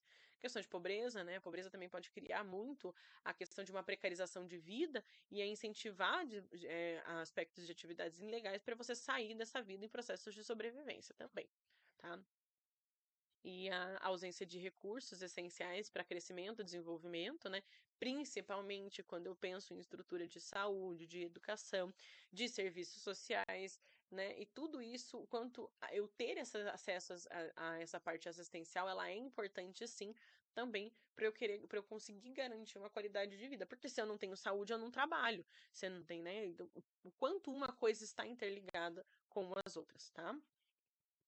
E ainda aqui dentro, né, que é interessante pontuar para vocês e que eu sempre gosto de trazer também, é a questão dos impactos das políticas urbanas dentro da criminalidade. Porque às vezes a gente não para pensar, porque a escola de Chicago ela traz muito essa visão desse cuidado do lado urbano que a gente precisa ter quando a gente pensa na estruturação social, né? E no quanto isso vai influenciar na questão da criminalidade. Um conceito básico que a gente tem, que às vezes a gente não para pensar, mas que dentro dessas políticas urbanas, o quanto a gente pode criar lugares mais seguros, às vezes por formas mínimas, tá? Por exemplo, o próprio planejamento urbano, gente. Eu tenho um planejamento urbano, por exemplo, com área iluminada. O quanto é mais difícil, o quanto você vai assim, não é que você não vai deixar, o crime não vai deixar de acontecer porque tá iluminado, tá? Mas assim, de noite a gente tem uma vulnerabilidade maior. Só que se eu tenho uma área iluminada e bem estruturada, né, é muito mais difícil que a gente fale de um cometimento de um crime, porque pelo menos tá iluminado, você consegue ver a pessoa chegando, você tem uma possibilidade de pedir ajuda, de sair correndo, né? Mas a questão da iluminação, ela tá ligada, interligada a aspectos de segurança. Né? Eu tenho um lugar iluminado, ter uma infraestrutura para tudo isso, também me oportuniza uma possibilidade menor de um crime ocorrer. Não é que não vai ocorrer, né? Vai se assaltar assim com a luz ali. As pessoas assaltam a luz do dia, né? Não é só essa questão. Mas o ponto central que eu tenho uma estruturação e um planejamento urbano mais adequado possibilita uma redução nessa possibilidade do cometimento do crime, porque está iluminado. É igual você, tem que voltar da faculdade à noite e aí você tem que andar um trecho a pé. Você vai andar no trecho a pé no lado que está mais iluminado, mais escuro ou mais claro da rua?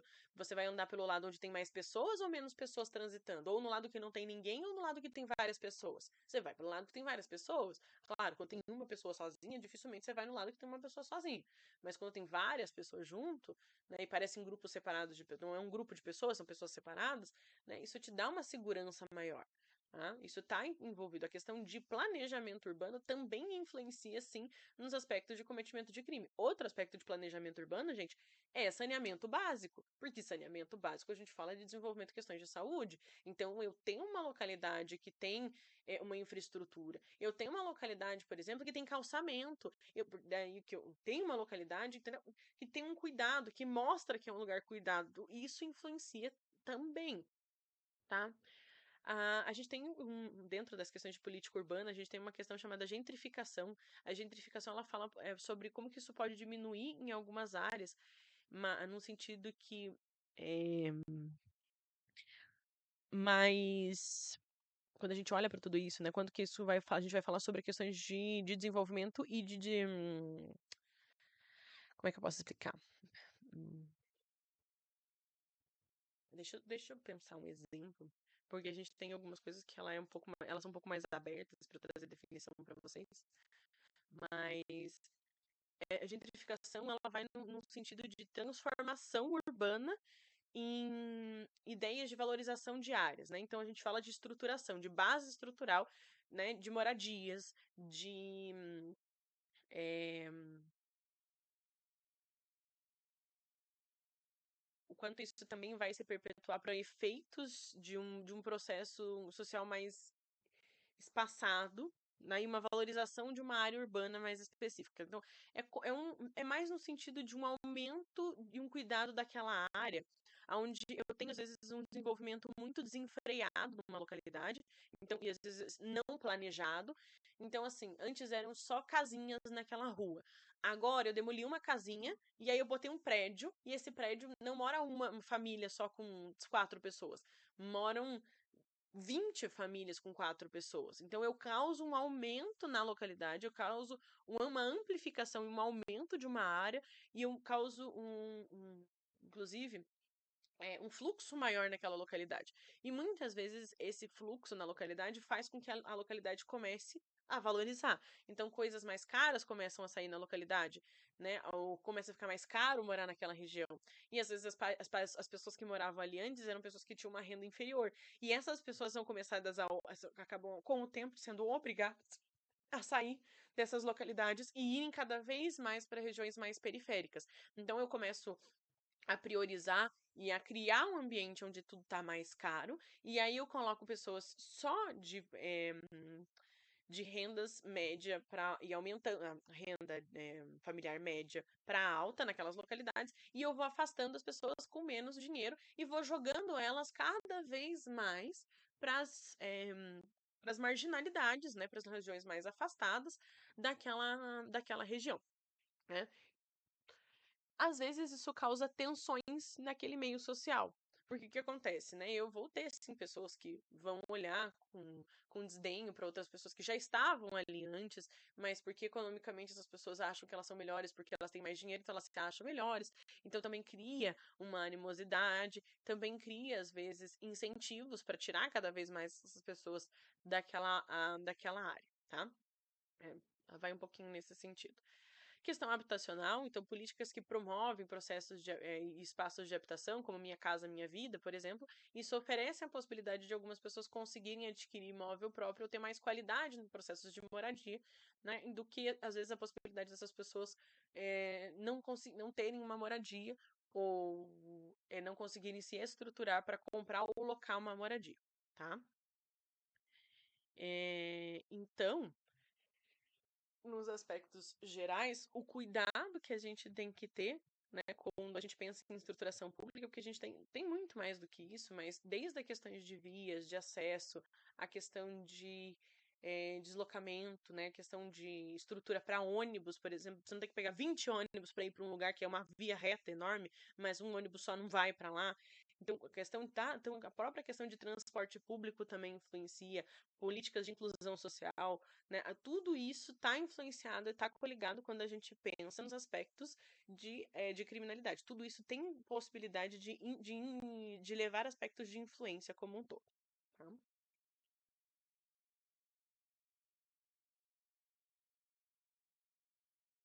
Deixa eu ver aqui tem mais pontos. Tá? Deixa eu ver.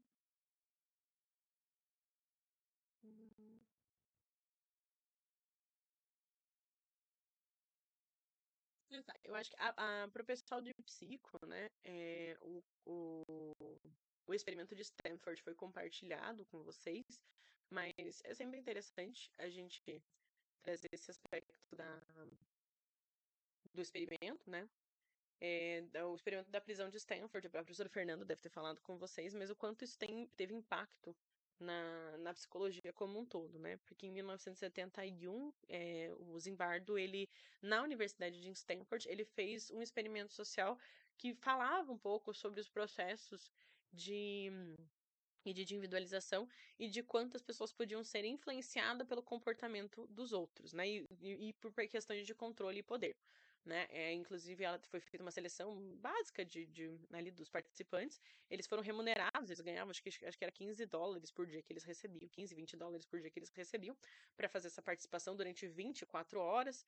Né? Então, eles iam para um porão que teve todo um cenário montado em Stanford, e aí os papéis foram divididos entre prisioneiros e carcereiros. E a simulação, gente, começou assim: o pessoal que era carcereiro foi lá buscar no dormitório para alguns, tá?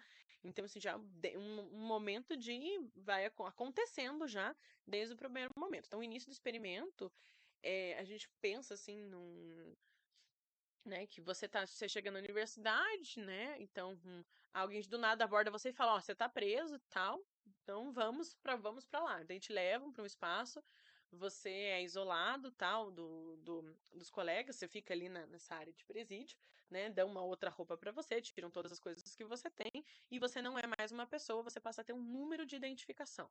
Então, nos primeiros dias, você e os outros prisioneiros estão confusos, mas tentam manter o espírito ativo, né? Vocês sabem ainda que vocês estão no experimento, está acontecendo, né? No entanto, os guardas também estão ali participando do estudo, todo mundo ainda é muito consciente de que isso é um estudo, né? Mas aí já é direcionado e implementada quais são as regras, né? E já eram regras mais severas, né? mais inflamadas já desde o primeiro momento. Né? Só que a situação ela começou a se escalar e vai escalonando cada vez mais. Então, rapidamente, o pessoal entrou nos papéis e se colocou cada vez mais sobre um aspecto de uma liderança assim, muito grande, onde a autoridade se colocava muito à frente. Então, eles começaram a se mostrar comportamentos cada vez mais, inclusive, sádicos. Né? Então, os prisioneiros estavam sendo machucados fisicamente, para além de psicologicamente, eles eram machucados fisicamente, né? Então, tinham tarefas humilhantes, né? Tinham longos processos de momentos de isolamento, né? Então, tiveram impactos psicológicos ali no meio. E no sexto dia, o experimento precisou ser interrompido, né? O Zimbardo queria continuar o experimento, mas uma das professoras que estava envolvida no processo, ela faz a solicitação de interrupção, né, do processo, porque ela falou, não dá para ficar, isso aqui está fora de cogitação, tá? E o que a gente tem aplicado aqui muito pensando na nossa aula de hoje, eu resumi muito, né, mas tem o documentário também, se vocês quiserem assistir, né, do experimento de Stanford, mas o que a gente tem de teoria aplicada que a gente foi falando aqui na aula de hoje, né? A gente poderia pensar na teoria da rotulação, porque o experimento ele demonstra muito essa ideia de como que o rótulo vai influenciar o comportamento, a participação de cada pessoa e o quanto esse papel você passou a se vestir aquele papel, né? Cada vez, porque você tá 24 horas, você não tem um momento que eu faço o papel, vou embora e depois eu volto. Não, você tá ali imerso naquilo. Você não tem mais nome, você é um número, você faça isso, você faça aquilo, né? Então, a gente tem a questão da rotulação, a gente tem a questão da teoria da anomia, então, uma ausência de normas claras, que por mais que foi traçado quais eram o que eles precisavam fazer, ali se criou um processo anômico numa ideia de que eles fizeram a criação das suas próprias normas, eles desenvolveram, eles mudaram dentro daquele ambiente e trouxeram um comportamento de processos desviantes. Né? O experimento mostra muito num processo de qual que as falas e as regulações e o quanto que isso foi escalonando cada vez mais, inclusive para processos de desumanização baseados numa norma que foi inventada. Eles criaram aquele processo, aquilo foi desenvolvido e aquilo foi escalonando a forma como eles colocaram as coisas, né? E aí, o quanto a mesma presença de uma norma não necessariamente quer dizer que a gente fala de humanização. Né? A gente tem a questão da teoria do controle social, então o experimento também vai muito nessa ideia de uma ausência de um controle social ali informal, né? A gente tinha um formal na presença das figuras de autoridade, né? Onde eles estão ali representando aqueles processos, vão destacando essa importância, essa regulamentação de todos esses todos, mas quando a gente olha para tudo isso, beleza, é um elemento de controle, mas no final das contas, não, esse controle a gente não está falando de um limite adequado, porque quando a gente fala de implementação de controles, eu não estou falando do que é ético e o que não é ético, né? Então, o quanto esses aspectos do controle, eles acabam influenciando tudo isso, né? E aí, acho que até só deixar o nome do livro para indicar para vocês.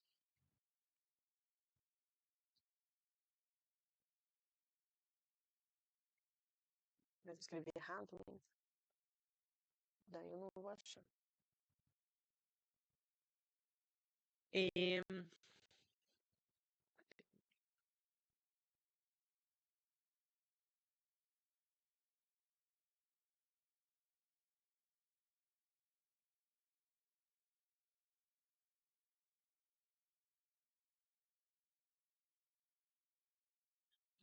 depois eu localizo aqui qualquer coisa, depois eu passo para vocês. Mas a gente tem a perspectiva do uso do panótipo também, né? Não sei se vocês já ouviram falar.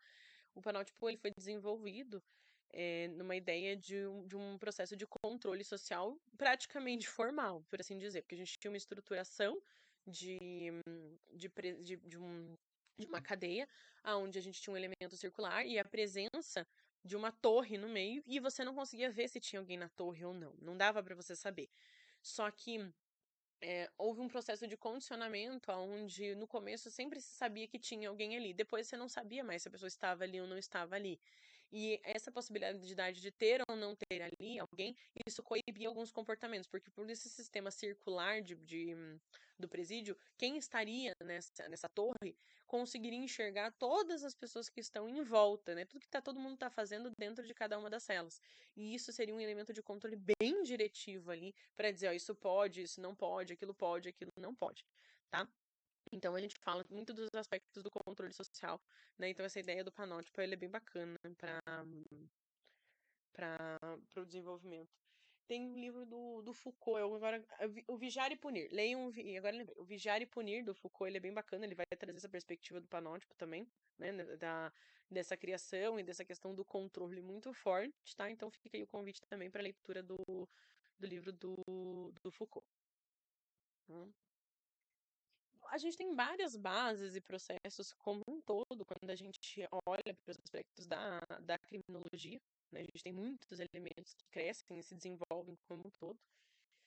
E a importância, a relevância de tudo isso e o quanto a gente tem teorias por trás que explicam e como as coisas podem escalonar de uma forma geral se a gente não tomar cuidado, né? Porque o quanto cada coisa pode acontecer, quando cada desdobramento sobre elementos sociais ou não, o quanto leis aplicadas e outras coisas correlacionadas, elas têm variáveis quando a gente fala da estruturação sobre taxas de criminalidade como um todo para cada sujeito.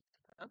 A nossa aula de hoje acho que foi um pouquinho mais curta, mas se tiverem qualquer dúvida, qualquer coisa, eu estou à disposição aqui, tá? Mas eu quis trazer para vocês hoje, então, um panorama, né? Então, desses aspectos do quanto a criminologia vai ajudar a gente a visualizar, identificar processos, a gente ver como é que a gente pode pensar, reestruturar elementos e quanto a gente tem que tomar cuidado com algumas coisas, porque às vezes a gente pode acabar entrando em processos discriminatórios baseados numa teoria, que se a gente não tomar cuidado, porque às vezes algumas teorias elas são mais pesadas, algumas teorias elas esquecem de trazer um lado mais humanitário em cima de tudo isso, e por isso essa importância é tão grande da gente trabalhar com essa parte mais multifacetária sobre as visões do crime cada vez mais, tá?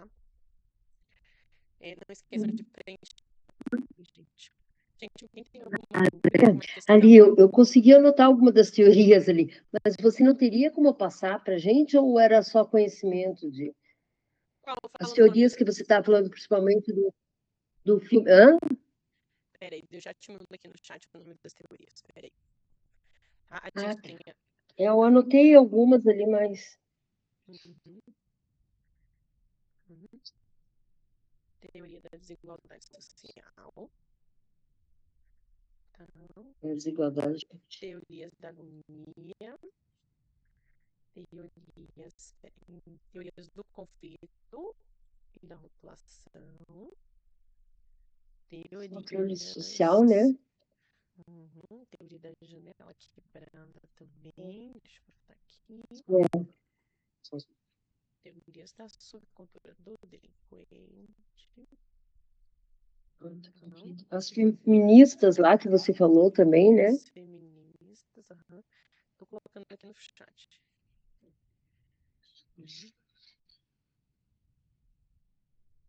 É só pra gente ter que às vezes As falta outras algumas que coisas. eu não falei também, porque tem algumas outras que elas têm alguns outros desdobramentos que eu vou colocar só a cargo se quiser dar uma pesquisada depois.